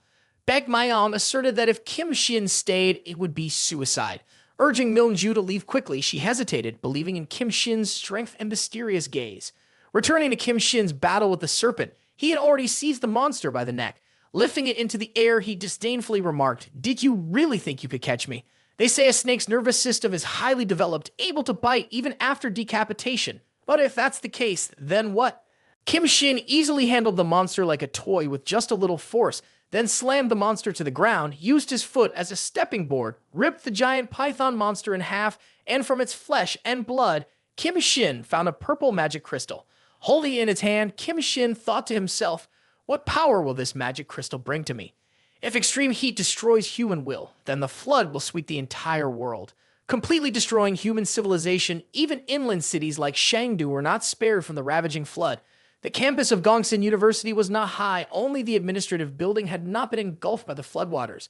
After absorbing the magic crystal of the Golden Snake King, Kim Shin was immersed in the flood. Indeed, after absorbing the magic crystal of the Golden Snake King, Kim Shin gained a new superpower, and his body once again underwent a transformation beyond imagination. After encountering his body, not only did scales grow out of his body, but the intensity of his body also increased significantly. His eyes became more sensitive to light, and it seemed like there was a protective membrane in his eyes. Now Kim Shin did not use oral or nasal respiration, nor did he feel breathless, as if he could breathe through his skin. This could very well be the characteristic of the Golden Snake King. Although the new superpower cannot control water, being able to breathe underwater is not bad either. Thinking through the new abilities of this new superpower achieved, Kim Shin swam up to the water surface from the bottom, with the flood flowing from the hotel. Therefore, Kim Shin would have to swim against the current to return, even though swimming against the current obstructed by the current is not impossible with Kim Shin's current strength. However, the current floodwaters are too tight. Objects in the floodwater are like evil spirits. It seems like the volcanic eruption has reached its limit. Because Shangdu is too far from the volcano, the sky is relatively clear. When a large amount of volcanic ash flies into the air, covering the sky completely, the Ice Age may not be far off. In the face of these catastrophic disasters, nature, civilizations, and humans alike seem like mere laughingstocks, only able to continuously increase their own strength to avoid becoming prey to others. In the previous life, after the end of this great flood disaster, there will be other powerful forces appearing in Shangdu. In the north, due to the low terrain, many water regions have formed, which are occupied by the water demon army of Golden Snake King and Zombie Queen. To the south of the city is where the cannibalistic tribe, Kaozu, congregates. In the west, the territory is controlled by the rat army under Shu Wang's command. The east is the domain of Kang, known as the Skull Crusher of Ru Chiang Hotel. In past lives, Kim Shin has almost died at the hands of these groups, but this time, both Kang and Golden Snake King have been dealt with by Kim Shin first. Next, to maintain and develop long-term strength in the future, the best way is to gather all the remaining magic crystals for personal use. But Kaozu's people are quite numerous, divided into many factions. The actions of the Zombie Queen are mysterious, now even more impossible to find. In a past life, a plague of rats once ravaged the engineering college. Shu Wang is likely there. Just need to find it early to obtain its magic crystal at the lowest cost. Sitting on a rock in the midst of the raging floodwaters, pondering ways to increase strength in the future, Kim Shin was so focused on his thoughts that he didn't notice his surroundings. When he regained his senses, he found himself surrounded by a group of drought demons. These drought demons were incredibly strong, able to function normally even when submerged in floodwaters. A normal person would have met Poseidon long ago in such a situation. Nearby on a tower column, two people were clinging to a glimmer of hope for survival on the column, despite the imminent danger of death at any moment. The man couldn't help but curse. Peaceful one moment, then sudden floods out of nowhere. As he cursed the heavens and earth, he suddenly saw someone swimming towards their location. The young man below didn't believe the man above when he said that. He thought, even if there are people on the surface now, they're just dead people. But when the young man turned to look again, he was horrified. It seemed like the other young man recognized who was approaching. He even shouted out Kim Shin's name loudly and muttered to himself, "How come this Kim Shin brat isn't eaten by the flood either?" Listening to what the young man said, if it were for their base, sending them to follow Kim Shin, the two of them wouldn't have encountered this flood. The young man snorted and said to himself, "If Kim Shin dares to come over, I'll knock him straight into the water." While the young man was still resenting Kim Shin, the man above's expression had changed drastically as he saw Kim Shin's swimming speed was incredibly fast. Moreover, it seemed there was something else behind Kim Shin. The young man didn't understand what the middle-aged man was saying. Together, they carefully observed behind Kim Shin once more and saw a group of drought demons, as numerous as an army. Looking at the monsters in front of them, the two men became pale. They were even more terrified because despite swimming against the current, the monsters were swimming at an incredibly fast speed. They racked their brains trying to figure out how these creatures were able to do that. The man saw Kim Shin swimming closer to him and exclaimed, "That guy is swimming towards us." The young man below was afraid that Kim Shin would bring the monsters closer to him. So he threatened loudly, "Kim Shin, we are from the evolutionary base. I warn you, don't come near us." Kim Shin had no intention of going towards the two foolish men, but being threatened by them, and knowing they were from the evolutionary base, he decided to change course. He found it strange. This time, the claws of the evolutionary base humans have run this long. I need to carefully assess the situation. Thinking quickly, Kim Shin used his terrifying strength to instantly leap out of the water towards the two fools from the evolutionary base who were taking refuge by a pillar.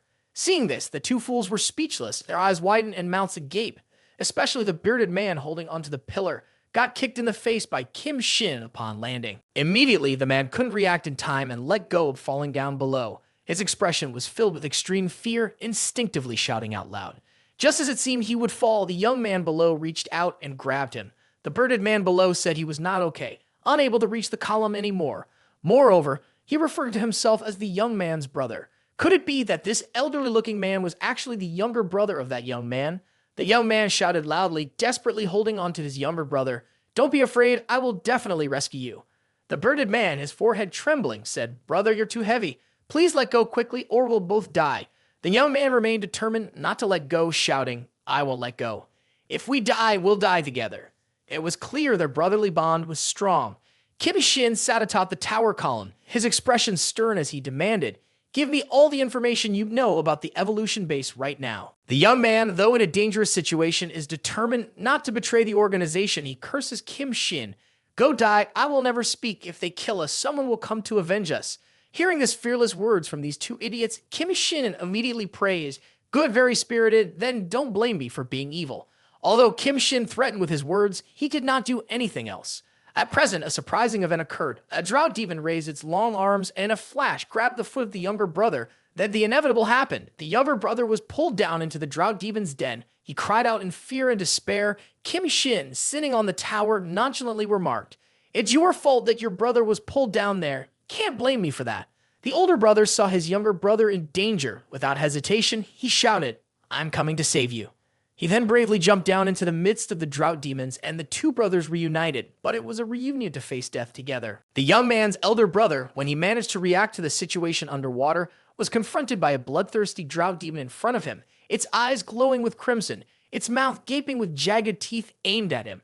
His eyes narrowed, and in his mind he heard him say, "This time he must surely die." In a moment of life or death, Kim Shin bravely jumped into the water, unsheathing his sword from his own space, striking out hundreds of blows, each one sending a drought demon to meet their demise.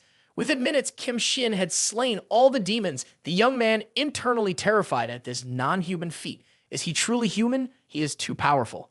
The two foolish brothers were saved and brought back to the tower, the elder brother thanking Kim Shin. He mentioned owing him a favor and began to tell Kim Shin about the evolution base. In fact, they were dispatched from the evolution base to monitor you. The base is located at the University of Science and Technology, led by research group leader Ryu Han-ha.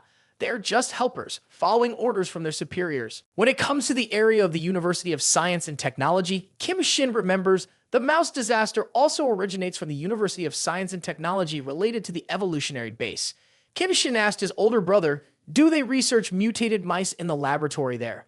His older brother replied, only research staff can enter the laboratory. They don't know anything about this aspect. Kim Shin confidently stated, at the University of Science and Technology, Shu Wang will be born. We must investigate before the mouse disaster occurs.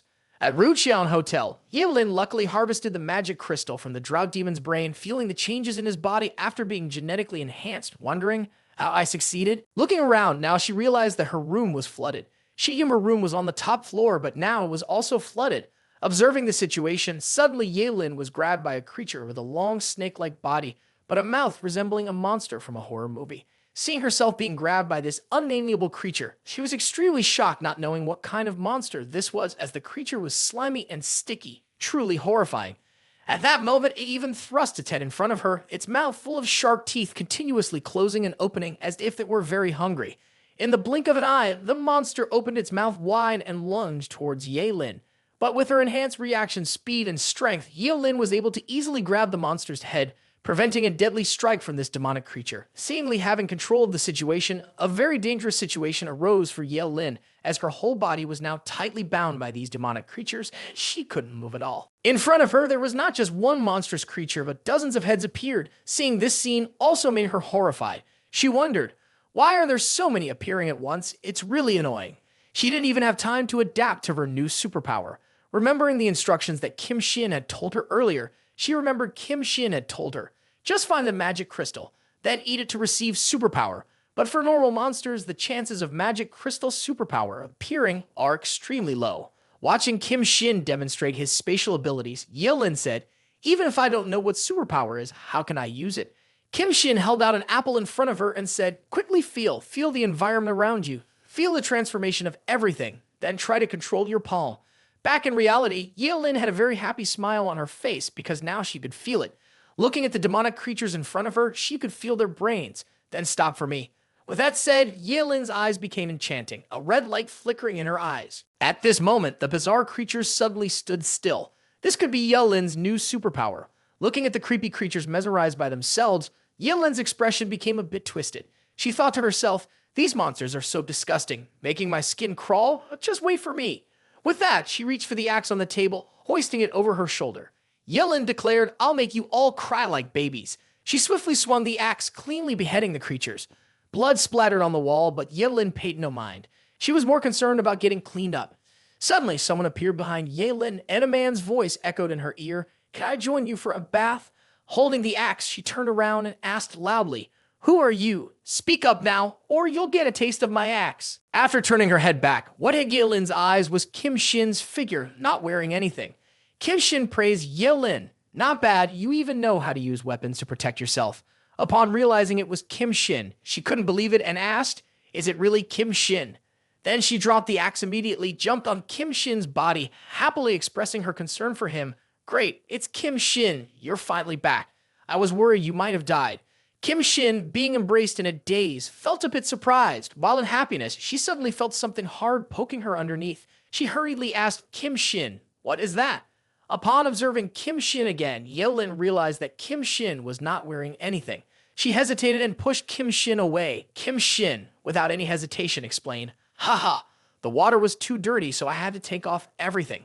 Let's go take a bath. It's so comfortable. In the bathtub, Kim Shin relaxed and sprawled himself, sighing, Only when you leave home do you realize that being at home is still the best.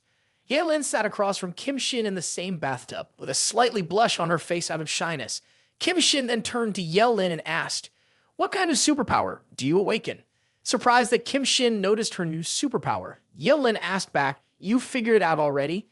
Yelin covered her sensitive parts with a towel, while massaging Kim Shin with her hands without stop. Not yet, I just realized it through the temperature of your lips. Kim Shin chuckled and replied to Yelin, experiencing the feeling of being massaged by a beautiful woman. Blushing even more at Kim Shin's words, Yelin said, What temperature of lips? My mouth doesn't have any temperature. Kim Shin continued to ask, What is your superpower? Maybe it's a mind control type of superpower. Yelin answered. Surprised, Kim Shin asked again, Does your mind control ability work on food too? Yelin said, I'm not sure, or maybe I can practice on you to see how it works. Upon hearing Yelin's playful suggestion, Kim Shin became intrigued. Practice. Practice what? As Kim Shin turned his head to look at Yelin, his demeanor seemed to be affected. His gaze momentarily shifted. Before Kim Shin, Yelin transformed into an incredibly seductive and alluring woman, accompanied by a mesmerizing voice. Master, how do you find this? If an ordinary person fell prey to Yelin's charm, they would undoubtedly be unable to resist and could be controlled at her whim. Yelin could manipulate and control their mind. But who is Kim Shin? He has already used 2 magic crystals, instantly gaining spatial superpower upon resurrection. After using the magic crystals of the Drought Demon and the Golden Snake King twice, his physical and mental abilities have transcended greatly. Facing Yelin now is a humanoid monster. Yelin is now filled with fear, inwardly whispering, Is this Kim Shin's mental strength? Without Kim Shin's consent, attempting to use superpower against him would inevitably lead to her defeat, as her reckless act would be no different from challenging a rock. Kim Shin looks scary, a faint smile on his lips. So it turns out you really have quite a superpower. So next, I want to train you until your legs go soft. Outside, the sun was setting, the moon rising high in the sky. Inside the hotel, 2 people were training with many different postures, accompanied by spelling sounds. A night passed. After the rain, the sky cleared up. Inside the hotel, gunshots kept ringing out continuously. Each shot fired resulted in a monster being blown to bits. It turned out that the one firing those shots was none other than Yelin. Kim Shin was currently guiding her in shooting practice, one hand around her waist, the other holding her arm, whispering in her ear, Focus your mind, then use your intention to hold it firmly before shooting. Yelin, dressed in a very sexy bunny cosplay outfit, shyly said to Kim Shin, Aren't you supposed to be going to Gongsun University? Why do you have time to teach me how to shoot now? Kim Shin let go of Yelin and turned around to explain, I want to spend half a day helping you improve your shooting skills. You mentioned you were studying medicine before, right? That's correct. Anything wrong with that? Kim Shin looked at Yelin and said, Then come with me next. It'll be your turn when needed. Yelin and Kim Shin were now on a canoe, surrounded by a city in ruins, flooded with water. Yelin asked Kim Shin, Is it okay for me to go out like this? Kim Shin replied, It's fine. Even if you're not dressed like that, no one can do anything to you. In the canoe, Kim Shin sat arrogantly with his back against the seat, sipping champagne slowly, while Yelin, dressed in the sexy bunny outfit, was steering. Yelin curiously asked Kim Shin, Have you been to Gongsun University before? Looking at the champagne glass in front of him, Kim Shin replied, Yes, this time I went there to be a friend, not sure if he's still alive or not. Yelin reassured Kim Shin, Don't worry, good people have God's protection. After a while of paddling, the canoe stopped. Yelin announced to Kim Shin, We're here. Before them was a makeshift stronghold made up of two high-rise buildings with a temporary door in the middle made from pieces of wood found in the floodwater. At this moment, a mutation occurred. Kim Shin sensed danger and rushed in. On top of the stronghold was a man with a gun continuously firing towards Kim Shin's group. Kim Shin ran to protect Ye Lin, unsure if it was Kim Shin's mutation that made him unafraid of bullets or if the man had no intention of shooting them anymore. With both sides not showing any hostility, the man on the stronghold stopped shooting and asked Kim Shin's group, "Who are you and what are you doing here?" Kim Shin glanced at the man holding a gun and thought to himself, "This is where the mutated Rat King rose up in the previous life, Dongsan University." After confirming the correct location, Kim Shin walked towards the cabin and spoke to the man guarding the gate. "We are here to join the evolution base. Can you open the door for us?" The man leered at Ye Lin and made vulgar remarks. "Oh, a bunny girl. Come stay with me tonight. Let her in and the boy can go back where he came from." Ye Lin remained calm and offered a plate of food to the man, saying, "Sir, please accept this braised meat dish. Open the door for us." Seeing the delicious dish, the man's expression changed in disbelief, asking loudly, "What braised meat? Is it real?" Once he realized it was true, the man quickly instructed another gatekeeper, Lu Dao, to open the door. He couldn't contain his excitement and urged his companion below to open the door, who complied and rushed to open it. At this point, the door of the base was completely opened. Kim Shin's canoe also moved forward. As soon as he entered, the man who had run down earlier shouted to Kim Shin to quickly stop the boat, then handed him the braised meat. At the same time, he also ordered his companion to lead Kim Shin and the others up to the canoe. The man also threatened the other guy to lead them up, leaving the braised meat for him, then go elsewhere. That braised meat is his alone. At this point, Kim Shin and Ye Lin looked at the man with contempt and mockery, especially Ye Lin, whose eyes now carried the power of the superpower to hypnotize or manipulate that foolish man. What Kim Shin and Ye Lin gave to the man was not braised meat, but an arm of the drought demon, which the man still knew nothing about and appeared arrogant. Looking at the arm of the drought demon with longing, "Wow, it smells so good, even better than braised meat. I will let you guys go in first. Next time, bring that kid to the lab." At this time, Kim Shin and Ye Lin were led inside by their friend named Lu Dao. His demeanor was not as arrogant as the other man's, and he seemed a bit timid, probably also one of the lower residents of this area. Lu Dao turned to look at the crowd and said, "From now on, we are all living in the same base. Helping each other is something we should do." He then introduced some basic knowledge, dividing the living areas in this base. The bottom floor is for the elderly, children, and some impoverished residents. He would take the two up to find a cleaner room. But at that moment, a careless little girl bumped into Lu Dao.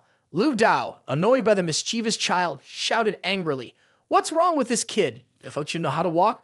This Lu Dao guy was indeed someone who bullied the weaker ones. The little girl, trembling with fear, stuttered an apology, explaining that she felt a bit dizzy. Ye Lin saw the pitiful girl, so she held her in her arms to check on her. Seeing the girl's condition, Ye Lin diagnosed that the girl must be very hungry. Ye Lin then asked the girl, "Where are your family members?" The tired-looking girl replied, "They went to find food and haven't come back yet." Feeling sorry for the girl, Ye Lin took out a bread and offered it to her, saying, "I have a piece of bread for you to eat. Hey, you eat it?" The hungry girl, exhausted, looked at the bread with longing in her eyes, but she still refused to take it because she knew that if Ye Lin gave her the bread, Ye Lin would go hungry. The girl even called Ye Lin with a funny nickname, Sister Little Rabbit. Ye Lin felt a bit embarrassed being called Sister Little Rabbit by the pitiful girl, her cheeks blushing. Kim Shin, seeing that the girl was obedient, comforted her, "Little sister, don't worry. Sister Rabbit won't go hungry." Despite Kim Shin's comforting words, the girl didn't change her mind and said, "You're lying. Now who isn't hungry?"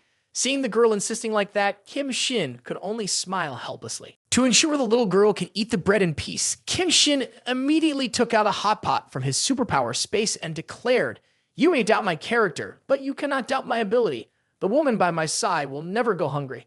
In front of Kim Shin was a table full of hot pot ingredients. Lu Dao, standing beside him, was so surprised that his eyes widened and he asked, "Where did this hot pot come from?" The tired little girl suddenly perked up and exclaimed, "It's hot pot. Oh, I want to eat your woman too, sir." Ye Lin, witnessing this scene, quickly stuffed the bread into the girl's mouth and sternly reminded her, "Children shouldn't talk nonsense. Now, hurry up and eat your bread." Suddenly, a loud voice from afar echoed, "Despicable! Someone is cooking here." Kim Shin, surprised by the sudden appearance of a seemingly evil person, remained silent. Looking in that direction carefully, there were three men dressed like gangsters, holding dangerous weapons in their hands, all three looking extremely fierce. Wherever they went, they trampled and destroyed. Get lost, you bunch of lowlifes. Don't you know hiding food is against the rules? All supplies must be handed over. Then exchanged for contribution points, the leader, a one-eyed man, said with a terrifying face, speaking loudly, I don't remember anyone exchanging food these days. What's broken the rules? The girl, seeing the three fierce gangsters approaching, feared and timidly leaned against Yolin, seeking her help. Yolin, seeing this, comforted the girl. Don't be afraid, let me handle them politely. Yolin stood up, glanced at Kim Shin with a questioning look. Although not speaking, it seemed to have agreed early on.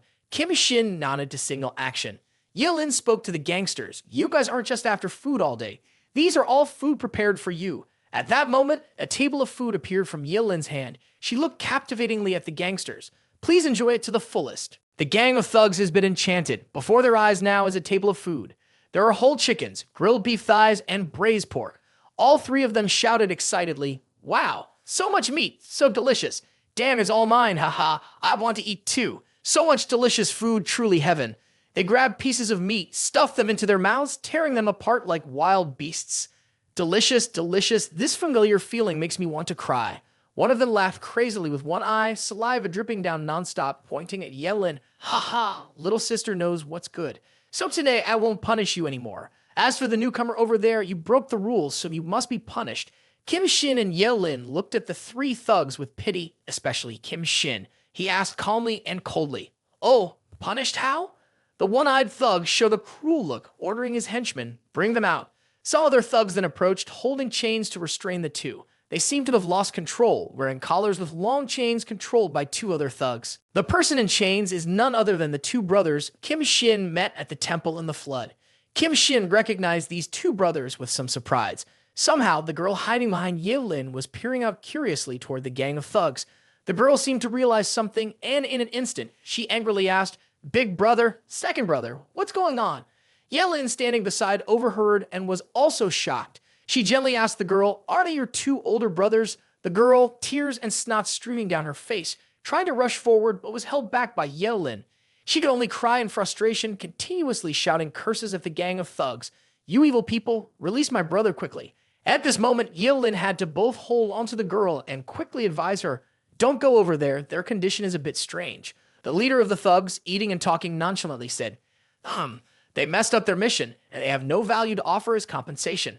They have been sentenced to die, but killing them outright would be a waste. I don't allow that to happen, so I've left them here for amusement. It's amusing for a bit, but I didn't expect you all to know each other. This time is even more interesting. Haha, I've made my decision. If you lose in the duel, I'll leave this little sister and her brothers to be thrown into the water for the water demon to devour. Hello everyone, I'm Adonis Recap. Before watching the video, I hope you can take 3 seconds to like, subscribe to support me, and don't forget to turn on the notification bell to receive the latest videos. Thank you and wish you a happy time. Today, let's continue to follow the next developments of this story in Chapter 21. In the previous chapter, Kim Shin led Duan Ye into the area of the University of Science and Technology to search for clues about the evolved Rat King. Unexpectedly, some troublemakers appear on the way and their leader laid out his rules. If you lose, we will throw the 3 siblings into the water for the water monster to eat. Kim Shin looked at his old acquaintance and thought the 2 siblings seemed to have fallen into some kind of madness. Could they have been drugged? The leader ordered, Get them! His followers released the chains, and the 2 siblings rushed forward in a frenzy to attack. Kim Shin then used his bare hands to knock out one person with his right hand, and his left hand swung a blow to knock out the other. Seeing the 2 siblings unconscious on the ground, the younger sister cried out, Brother, brother. Duan Ye, though reluctant, had to comfort her. Don't worry, they will be fine. Seeing Kim Shin's strength, the boss exclaimed in surprise, What, so fast? Off? You've wasted my 2 bottles of medicine, but forget it. It's just a bunch of useless people getting injected with drugs. He chuckled mischievously. Today I'm in a good mood. You all obediently hand over all the food you have, and I'll pretend this never happened. Kim Shin smirked and replied, Why should I give you supplies? One of the lackeys yelled, Damn this newbie. Anyone studying science and technology at the university must comply with Boss Lu's rules. You're just a waste of space. This is how chaos can be eliminated. Another arrogant follower said, Exactly, we don't nurture idle people here. If you want to stay, you need to earn contribution points. Whether for resource gathering or scavenging, it can all be exchanged for contribution points. Kim Shin pondered, Contribution points? Ha! It's not as useful as money, but clearly it benefits those who set the rules. He replied, Fine, but all our food has been eaten by you, so there's nothing left now. A powerful voice from afar spoke up, "If you want contribution points, why not work for me?" Seeing this, the other followers immediately broke out in cold sweat and called out, "Captain, go." Duanya looked at the scene in front of him in amazement and exclaimed, "This is..." Over there, the giant Gu team leader was sitting on the throne with his sister by his side. Below were a group of struggling slaves carrying a palanquin. Huo turned to invite Kim Shin to join his team, promising food, accommodation, high salary, and good treatment.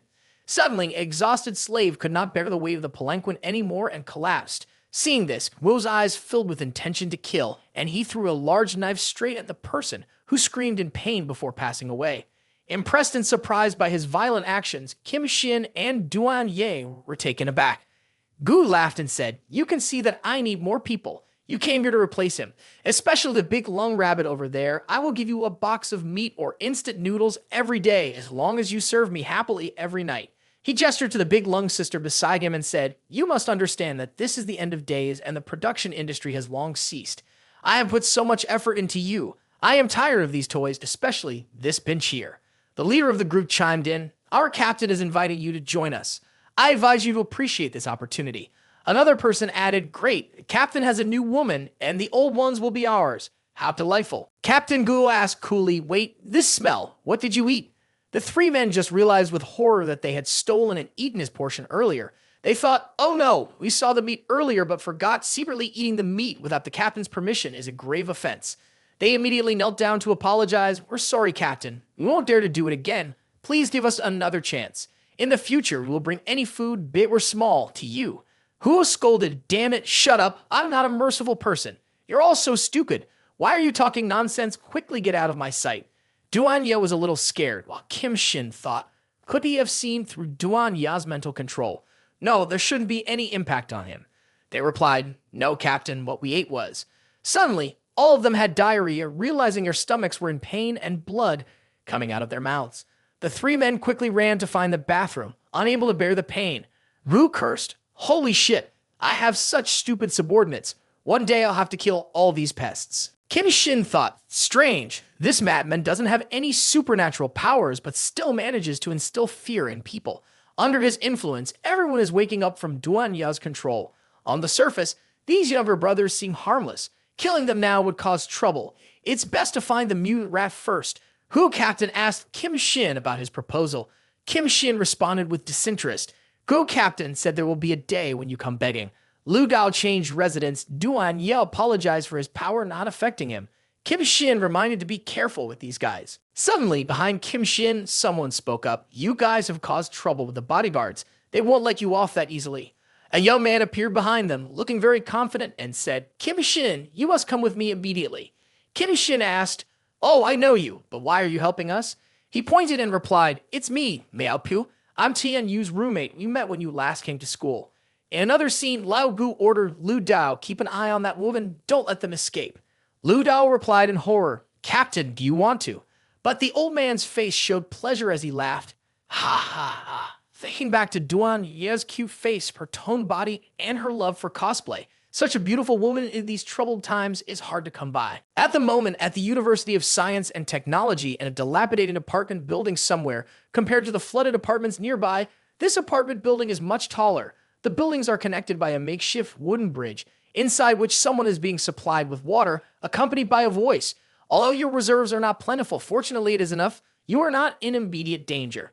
It turns out the voice speaking just now was Duan Ye. She is currently taking care of the siblings who were injected with stimulants and then knocked unconscious by Kim Shin. Although they are still unconscious with uncomfortable expressions on their faces, the situation seems much more optimistic. The younger sister of these two men, seeing this, immediately spoke up. "Thank you, Duan Ye. Thank you, Sister Tho. You were really awesome." Kim Shin is now talking to his rather unusual friend, Miao Pu. Kim Shin asked him, "By the way, I just remembered, now all the students are here, right?" Miao Pu looks at Kim Shin and replies, "That's right. Any student who is still alive will seek refuge here. And Tian Yu often helps everyone here, so this can be considered as our external territory." Kim Shin doubts and asks Miao Pu again, "What do you mean by external territory?" Do not wait for your friend Miao Pu to answer. A shadowy figure appears behind Kim Shin and immediately answers in place of Miao Pu. "That's right. Our external force is very strong. Even if we encounter the Kaozu gang, we'll kill each one of them. Are you interested in joining us?" After looking towards the person who just spoke, Miao Pu loudly calls out, "Brother Tian Yu." It turns out that the young man who has just arrived is Tian Yu, also the friend that Kim Shin is looking for this time. Tian Yu's clothes are quite tattered, but he has added many unique accessories to them, so overall he looks quite cool, especially with the swimming goggles and hunting rifle he carries on his shoulder. Miao Pu now pulls Kim Shin towards Tian Yu, showing off proudly, "Brother Tian Yu, look, who I brought here." After taking off the swimming goggles and carefully looking, Tian Yu immediately recognized the stranger in front of him, none other than his best friend Kim Shin. He shouted out loudly and then called Kim Shin by an affectionate nickname. "Kim Shin, you're really something, Gannett. I thought you were dead. I can't believe you're still alive. That's great, bro." Then the two hugged each other tightly. Kim Shin also responded warmly to his friend, slowly saying, "Tian Yu, it's been a long time." Excitedly, Tian Yu continued, "Let's go. It's been so difficult for us to meet again. We must have a drink. When I went out looking for you, I came back. We can have fun together for a few days." Suddenly, Tian Yu's eyes turned towards a direction, his expression somewhat stunned. After a closer look, he recognized the girl in front of him. You, I've met you before. You're the legendary beauty queen of the school, the icy goddess, Duanya." Duanya felt embarrassed being recognized by her schoolmate in her cosplay outfit. She shyly said, "Those things are all in the past. Everything is different now." Tian Yu at this time saw the goddess and couldn't help but be excited. He loudly asked Miao Pu, "Hey, why is the goddess in a legend appearing here and wearing bunny ears like that?" Miao Pu stood next to Tian Yu, being shouted at by him. He used 2 fingers to block his ears, then slowly asked Tian Yu again, "Oh, she is Duanya from the medical academy?" Duanya at this time shyly walked to Kim Shin and whispered, "Kim Shin, I want to change clothes. Wearing this outfit in front of everyone makes me embarrassed. Besides, look at them." Kim Shin hugged Duan Ya's waist. After hearing what she said, he also found it reasonable, so he said to her, "You should go change wearing this sexy bunny cosplay outfit. Who can handle it?" When Miao Pu and Tian Yu saw this scene, they were furious. Both of them were nosebleeds at the moment. Miao Pu, jealous, exclaimed, "Why is he hugging the goddess like this?" Tian Yu heard this and agreed with Miao Pu. "It's really annoying." Tian Yu saw Duanya wanting to change clothes, immediately spoke up and introduced the changing room. "Sorry, our place is a bit chaotic. You can just sit wherever. Duan, you can use this room to change clothes." Duanya thanked Tian Yu and then went in to change. Kim Shin saw that Tian Yu had a private room and teased his friend. "Tian Yu, you're quite something. How your room all to yourself. So luxurious." Miao Pu, standing next to Kim Shin, explained, "I admire that too, but that's all earned through hard work." Tian Yu turned towards Kim Shin and asked suspiciously, "But why don't you guys have bags for your clothes? Where do you get your clothes from?" Kim Shin didn't answer Tian Yu's question, but asked him instead, "Tian Yu, do you guys often get dangerous missions?" Tian Yu adjusted his swimming goggles that were about to slip off and answered, "Kim Shin, danger? What danger? We are always lucky. Look at me. Does it look like I'm going through an apocalypse? You're here now, so don't leave. Join our team. I can protect 2 more people, and Duanya is an excellent doctor. Doesn't even need to find food. Just needs to take care of the injured. But there's something I need to warn you about beforehand." Kim Shin heard Tian Yu's serious tone and asked, "What's wrong? From now on, please stop causing trouble for me. And why did you let the goddess dress up in a bunny cosplay and run around everywhere? What are you trying to do? This is the apocalypse era." Kim Shin, not wanting to explain too much to his friend's concern, quickly replied, "Tian Yu, don't worry, I will protect her well." Tian Yu tapped Kim Shin on the head. "That's all you can say. Have you forgotten about being bullied in high school and not fighting back? And you didn't even let me fight back for you." Kim Shin felt a bit puzzled being hit on the head by his friend and being reminded of old times. Tian Yu continued to remind Kim Shin, "Be careful. The captain of the guard is not kind. The girls he looks at never have a good ending, and Duanya is a very beautiful girl. He won't give up easily." Meanwhile, Duanya was in the dressing room when a dark figure appeared behind her. The red eyes of the dark figure focused on Duanya undressing. The person brought a knife to Duanya's neck, then threatened her, "Stay still. Don't make any moves." Duanya, surprised by the sudden attack while changing clothes, also startled a bit. She asked, "Who is holding a knife to my neck, and what do you want?" It turned out that the attacker was the girl who appeared a few paces away before. She directed her voice to Duanya's ear. "Captain Gu told me to take you to find a place to rest." This girl with a chicken head had turned out to be from the Gu clan. She leaned close to Duanya's face and said, "You're a girl, of course. You can't sleep with men." Duanya said she was fine here. No need for others to care. The chicken-headed girl slowly reached down to Duan Ye's lower abdomen. Her intention seemed to be teasing Duan Ye. Seeing Duan Ye's direct rejection, she said, "In that case, it's not possible. The captain specially invites you over there." Duan Ye saw that it was not good to keep going back and forth with this crazy woman. She used her hypnotic abilities to influence the woman at the same time, saying that she had already said she didn't need to go. The girl with the chicken-feathered bangs was quickly controlled in the blink of an eye, unable to speak a word. Her eyes seemed to lose control over her body, stiff and unmoving. Seeing that the target had fallen for the trick, Duan Ye said to her, "Can you let go now?" The girl with the chicken-feathered bangs stepped back and lowered her threatening behavior. Looking at the girl who had just acted against him, Duan Ye's face showed a hint of fatigue. Though using mental force to control was difficult, dealing with this girl with the chicken-feathered bangs for a period of time was still possible. The rest, let Kim Shin handle it. After saying this, Duan Ye headed towards the exit door. Suddenly, something unexpected happened. The girl with the chicken-feathered bangs used a knife to stab her own hand. She wanted to use the pain to stimulate her nerves, to escape from the control of Duan Ye.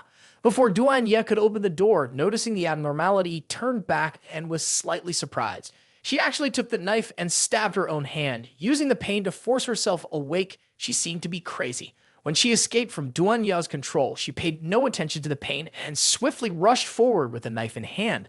One hand holding the knife and the other pressing Duan Ye's neck against the door, using her feet to restrain Duan Ye's actions. She glared angrily. Her eyes filled with malice as she looked into Duan Ye's eyes and said sharply, "You almost fell into my trap, you little rascal." Outside, the people had already noticed that something was amiss. Inside, voices raised in concern, asking, "Duan Ye, what's going on in there? Why the commotion and change of clothes? Speak up, what happened?" Even though the crazy woman had covered Duan Ye's mouth with her hand, the voices from outside continued to question.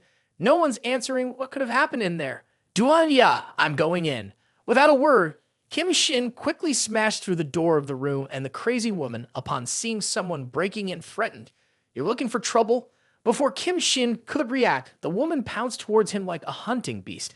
But Tyan Yu rushed forward to block Kim Shin, shouting loudly, "Kim Shin, be careful."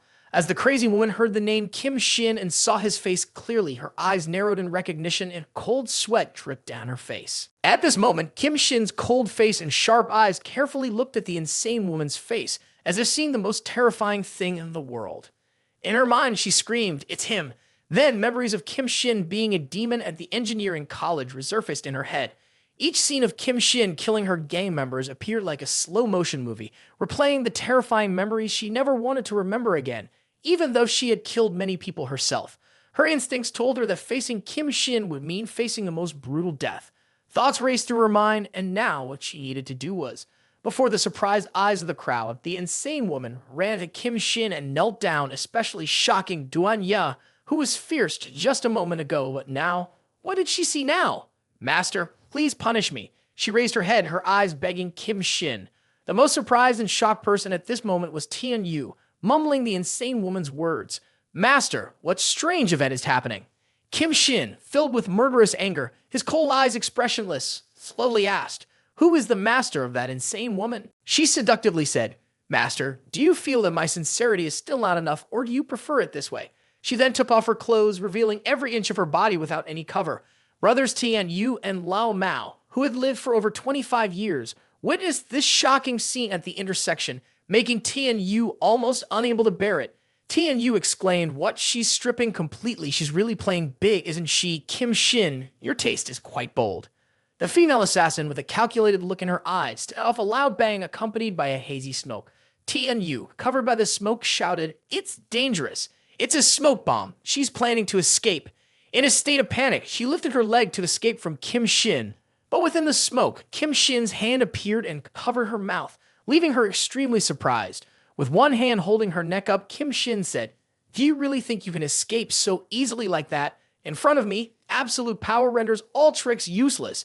As Kim Shin's grip tightened, she fearfully said, wait a moment. You can't kill me. You remember the child you saved. She and her two brothers have been taken to the other arena. If you kill me then?" Kim Shin, emotionless, asked, "Then what?" He didn't let her talk much, just threw her straight out the 10th floor into the sea to make friends with the sea monster. He coldly said, "Get lost." Tian Yu curiously asked, "Who is the girl she mentioned?" Lao Mao replied, "Ah, That must be Xiao Mei and her two brothers. Surely the younger ones have taken them while we were away, sir. What should we do now? If we don't rescue them, they will be bitten to death by the old rats. Hearing this, Kim Shin asked, Old rats, this may be a clue to the Rat King's evolution in the past life. He immediately said, Let's go, let's see. Tai and Yu exclaimed, Kim Shin is really calm, yet not at all excited. Still, Kim Shin's group went to the arena, where the leader and Xiao Mei's younger brothers were playing with the lives of the siblings. He said, Xiao's brothers have not completed the mission. This is a deadly sin. But if she is willing to step into the arena, I can consider giving them another chance to live. The eldest brother said, Xiao Mei, run. Don't believe him. He smirked and said, Ha ha ha. It's too late to go now. Little Xiao Mei held her staff and said loudly, I'm not going anywhere. Will you really let them go? The old man laughed and replied, Of course, as long as you can survive. As the door slowly lifted, a giant mutated rat appeared right behind Xiao Mei, feeling the pressure that made her a little scared and sweaty. When she turned around, the rat had already opened its big mouth with sharp teeth, biting into Xiao Mei's hand and pulling it back and forth. Xiao Mei could only endure and scream in pain. In the moment of life and death, she remembered the beautiful memories with her two older brothers in the apocalypse. The eldest brother said, Xiao Mei, look at this. I just found a lot of mushrooms. Xiao Mei skeptically asked, Brother, aren't these mushrooms poisonous? The second brother replied, How could this unsafe thing be allowed for Xiao Mei to eat? The second brother tried it first, saying, Let me try first. If I don't die, then let Xiao Mei eat it.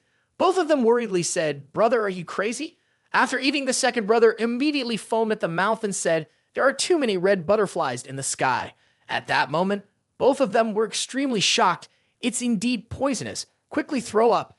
Then the two brothers left to find a way to survive for Xiao Mei. The eldest brother said, Xiao Mei, wait for us to complete the mission, and there will be more rewards. Yes, you won't have to starve anymore. Remember to behave yourself. Don't run around. Wait for us to bring delicious food back. Returning to reality, two men were hanging by their necks, but still kept shouting for help. Xiao Mei, run away quickly. Don't worry about us. You must live well. The boss saw this and laughed, saying, Can't shut them up. Make those two shut up for me. So the two men kept hanging high, struggling without stopping. Seeing the two in danger, Xiao Mei shouted loudly, Sir! With determination to survive, she focused all of her anger and frustration into one blow. She used a stick to stab the mutated mouse in the eye, causing it to scream in pain and release Xiao Mei. She then held her injured arm and flew towards the two men, saying, Hey guys, I'm here to save you. Tears fell from Xiao Mei's eyes as she tried to encourage them. Stay strong, don't leave me behind. But at that moment, the mutated mouse went berserk and chased after Xiao Mei, using one leg to push her to the ground. The boss laughed loudly and said, Ha ha ha, that little girl wants to save people too. What a joke, you worthless bunch are not worth living. Ha ha ha, it's best to entertain me a little more. At this moment, Xiao Mei could only cry and plead with her two older brothers in helplessness. Why? Why is it like this? We just want to live. Why is this happening? Seeing her two older brothers about to reunite with their ancestors, she cried out loudly, Someone please save me. Someone please save us. Just then, Kim Shin appeared as a hero, delivering a powerful slap that sent the dirty and despicable sewer rat's head flying towards Xiao Mei, who was shocked and amazed by the scene. Tian Yu and Lao Mao were equally amazed by Kim Shin's strength. Tian Yu said, This kid is really getting worked up. The boss, who had stopped laughing and was sweating, said, After that slap, this rat only seems to be bigger in size, nothing more. Kim Shin, calm after the slap, remarked, Is this all the power you have? Seems like this old rat is just a bit larger. Thinking to himself, no magic crystal at all. This creature doesn't seem quite like the mutated creatures. The boss began to scold, Dan, if you want to die, I'll fulfill your wish. The door swung open and a horde of mutated rats looked at Kim Shin with hunger in their eyes, unaware that they were actually the prey of the monster Kim Shin. At this point, successfully rescuing the three siblings, Tian Yu said, You guys should rest first. Seeing that her brothers were fine, the two sighed in relief and called Xiao Mei. She replied, Elder brother, second brother, are you guys okay? The elder brother said, It's fortunate that we have you, Xiao Mei. You are the one who saved us. Xiao Mei hugged Duan Ye tightly and replied, It was all thanks to Kim Shin saving everyone. On the other side, a pair of wet feet walked by, none other than the female assassin Mao Gad. Appearing in front of them was a scientist who said, Is the man down there the special research subject you mentioned? She replied, Yes, sir. If we can harness his genes, we can solve the instability issues in the future. He said, Okay then, these mice are using the latest technology, so they are larger and more ferocious than before. If he dies here, he won't be worthy of being my special research material. Standing on a high coat rack, he suddenly froze as he witnessed Kim Shin below in an instant holding a knife to eliminate the evolved rats. Seeing this, everyone was extremely surprised. The elder brother said he eliminated them all in an instant. Tianyu said, "Is this still the Kim Shin that I know?" Old Guo turned his smile off and cursed. Holy shit, this kid is strong.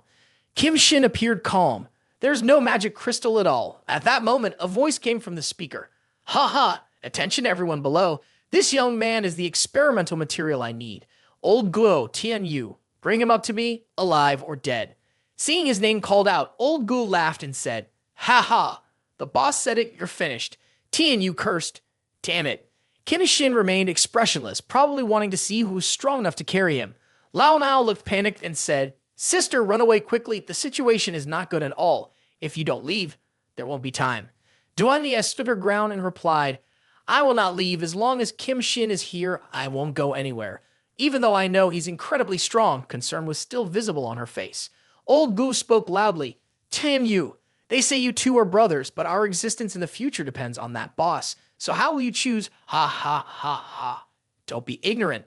The wise obey, and there will be a way to live." Kim Shin asked Tian Yu what's going on finally. Tian Yu replied, "The man upstairs is Liu Xie-yun. At the beginning of the apocalypse, he developed a drug that can make people stronger, so he seized control of the school. However, this drug has side effects as it requires a lot of physical energy to exchange for strength. Once we don't have the drug, we will become weaker than anyone else." Kim Shin said, "If I say I have a way, will you come with me?" Tian Yu hesitated and replied, "Sorry, Kim Shin, I have no other choice." Lao Gu laughed and said, "Ha ha ha. I didn't expect to see such a situation of brotherhood breaking today. It's really interesting." He put on his spiked armor and held his weapon, saying dangerously, "Time is running out. The boss is still waiting over there. Let's get started." After speaking, he wielded his weapon and attacked Kim Shin. But Tan Yu's voice rang out, "But today I don't want to choose anything. If anyone touches my brothers, I'll kill them all." He swiftly threw a stone at Lao Go, who took a hit and flew 100 meters away, tumbling on the ground. Tian Yu, with a dignified air, took off his outer shirt to reveal a strong, muscular body full of immense power. Old Gu angrily cursed, "Asshole Tian Yu. You? How dare you betray the boss?" Tian Yu retorted, "Stop talking nonsense. Just wanted to control me with drugs. I only have one life, and most I'll die.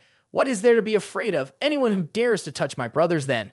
Kim Shin smiled thoughtfully. Tian Yu is indeed still the same as before, always standing up to protect his brothers.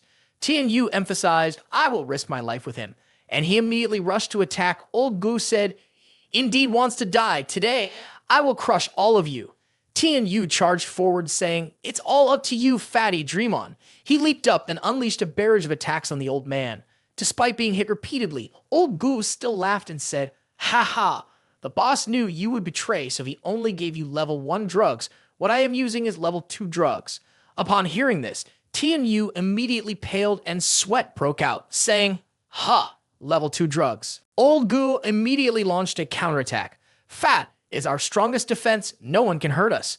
With 2 heavy clubs swinging down, Tian Yu used all his strength to resist. He was now under pressure and bleeding. The ground was cracking. Seeing that he was about to give in, Old Gu smirked. He said sinisterly, "Ha ha ha, you're dead." He activated a switch. The spike club emitted electricity. Tian Yu, horrified, realized, oh no, his weapon has electricity. Seeing the electricity approaching, thinking he was about to be burned to ashes, a voice rang out, "I heard no one can hurt you." Kim Shin suddenly appeared and kicked the spiked club. The club's head pierced Old Guo's chest, another hit on his head in pain, saving him from a wrongful accusation. Seeing this, Tian Yu was shocked speechless, as were Lao Mao and Duan Ye on the sidelines. The big boss just watched in silence. At this moment, he had to endure the pain of being struck by 2 electric maces. The sensation of pain spread throughout his body, and after a while he met his ancestors. Liu Xie-yun stood above, unable to help but marvel at the recent situation. "Isn't it interesting? I'm even more fascinated by you now. To find a way to evolve humans into perfect beings, I have dedicated all my resources and talents here, and only then did the experiment achieve a major breakthrough. Moreover, you just demonstrated your own abilities, proving that you are valuable." He spoke loudly into the speaker. "Now I am giving you an opportunity to participate in the experiment. You will evolve to become the first perfect human in the post-apocalyptic world. Kim Shin heard his invitation and responded, "The perfect human you refer to is nothing but a rat. He looked dangerous, just like many other bespectacled men. Oh, you managed to figure out the key focus of the research, didn't you? That's right, the genes of rats are indeed the closest to humans." He grinned wickedly with delight. "I will use rat genes to create an army of rats and then conquer the post-apocalyptic world. For us, that will be paradise. Ha ha ha. What do you think? Isn't it thrilling?" Kim Shin's face showed disgust when hearing these words. He said, "That's right. That feeling is indeed very stupid." Seeing him rejecting, a surprised sound was heard. Next to him was a female assassin holding a weapon ready to shoot. He said, "It seems you still don't understand how great evolution is, so I will show you a little bit to expand your horizons." A gunshot was fired. Kim Shin dodged the bullet with his sharp reflexes. He knew that this wasn't a good situation, but in reality, the bullet was meant for the old man Gu. Returning from the realm of death, the old man Gu transformed into a hideous and terrifying monster as his face slowly swallowed 2 spikes. His limbs also no longer resemble human. Witnessing this creepy scene, everyone's faces turned pale. Tian Yu said, "Its body is mutating." Duan Yan said, "What are these people researching that looks so horrifying?" The boss said, "This fat Gu is a sumo wrestler, and he has a lot of fat, which gives him close combat capabilities. In addition, the grade 3 injection he just took enhances his strength and regeneration, making him unbeatable." Now the old Gu had transformed into a mutated monster, with more eyes appearing on his arms and his teeth becoming sharp and menacing. Liu Xie-yun said arrogantly, "Now you know how powerful evolution can be. Right now, you are trapped with a level 3 evolved being. Know your place and work for me." Kim Shin raised his middle finger, asking about the other person's mother. It's quite impressive, turning people into monsters, but nothing to be proud of. Upon receiving the order, the transformed person roared and lunged at Kim Shin, transforming into Sonic and rolling towards him to attack. Seeing this incredible speed, everyone worried for him. Duan Ye shouted, "Kim Shin, be careful." Kim Shin remained calm, fighting off the horrifying monster emitting electricity with both hands. He said, "Stop." He stopped him and said, "Do you think putting 2 batteries in a weapon can electrocute someone? Let me show you." He shoved the power source into Guo's mouth, who thought he was being fed, and bit down hard. There was a loud explosion. After defeating him, Kim Shin turned around confidently, with Tian Yu and Duan Ye asking anxiously, "Did you defeat him?" Liu Xie-yun thought, "I can't believe he's using explosive pins to cause damage like this, but as I've said before, this Class B medicine has very strong healing abilities." At this moment, Lao Guo's face quickly healed, transforming from a slightly human-like appearance to a real monster. Seeing him evolve into a more terrifying form, Liu Xie-yun laughed and said, "Looks like you're helpless against the power of evolution, huh? Ha ha." Kim Shin immediately flew up and said, "All right then." He then unleashed a punch at the monster. When that wasn't enough, he followed up with a series of punches like a martial artist. He thought, very few people know about superpowers these days, so I still don't want others to know how I use mine. Meanwhile, Kim Shin made the fight almost invisible to onlookers, causing Duan Ye to worry and say, "The dust is obscuring the view. But how come I can still see everything clearly? I wonder if the viewers can see as clearly as I can. What's so big and round about it?" Liu Xie-yun wondered, what does he intend to do in the end?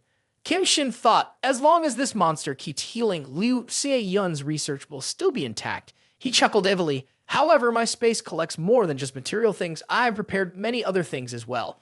He then brought out a pile of rocks, iron, and steel from various constructions to crush Lao Gu into a sticky mess, this being Kim Shin's secret weapon. Lao Gu stood frozen in shock, expecting a meal but receiving everything. Outside, they could hear the loud noises of battle, but couldn't see anything. Tian Yu and Duan Ye startled, asking, "What is that sound?" Liu Xie-yun, sweating, said, "He's playing some devil's trick again." As the dust cleared, a pile of rubble and a figure emerged. Tian Yu, Duan Ye, and Lao Mao stared in amazement. This is a small mountain made of various materials like cement and steel. The enemy has been completely buried underneath it. Kim Shin sat confidently like an invincible king. Seeing their efforts gone to waste, Liu Xie-yun no longer looked dangerous but panicked, shouting, "I don't care who you are or how you brought that rubble here. But if you dare slap me like you did a dog, I will make sure you die without a burial place. Look around, you're about to die." Surrounded by strange monsters, Kim Shin menacingly cracked his joints. "Well, I have no intention of letting it slide either."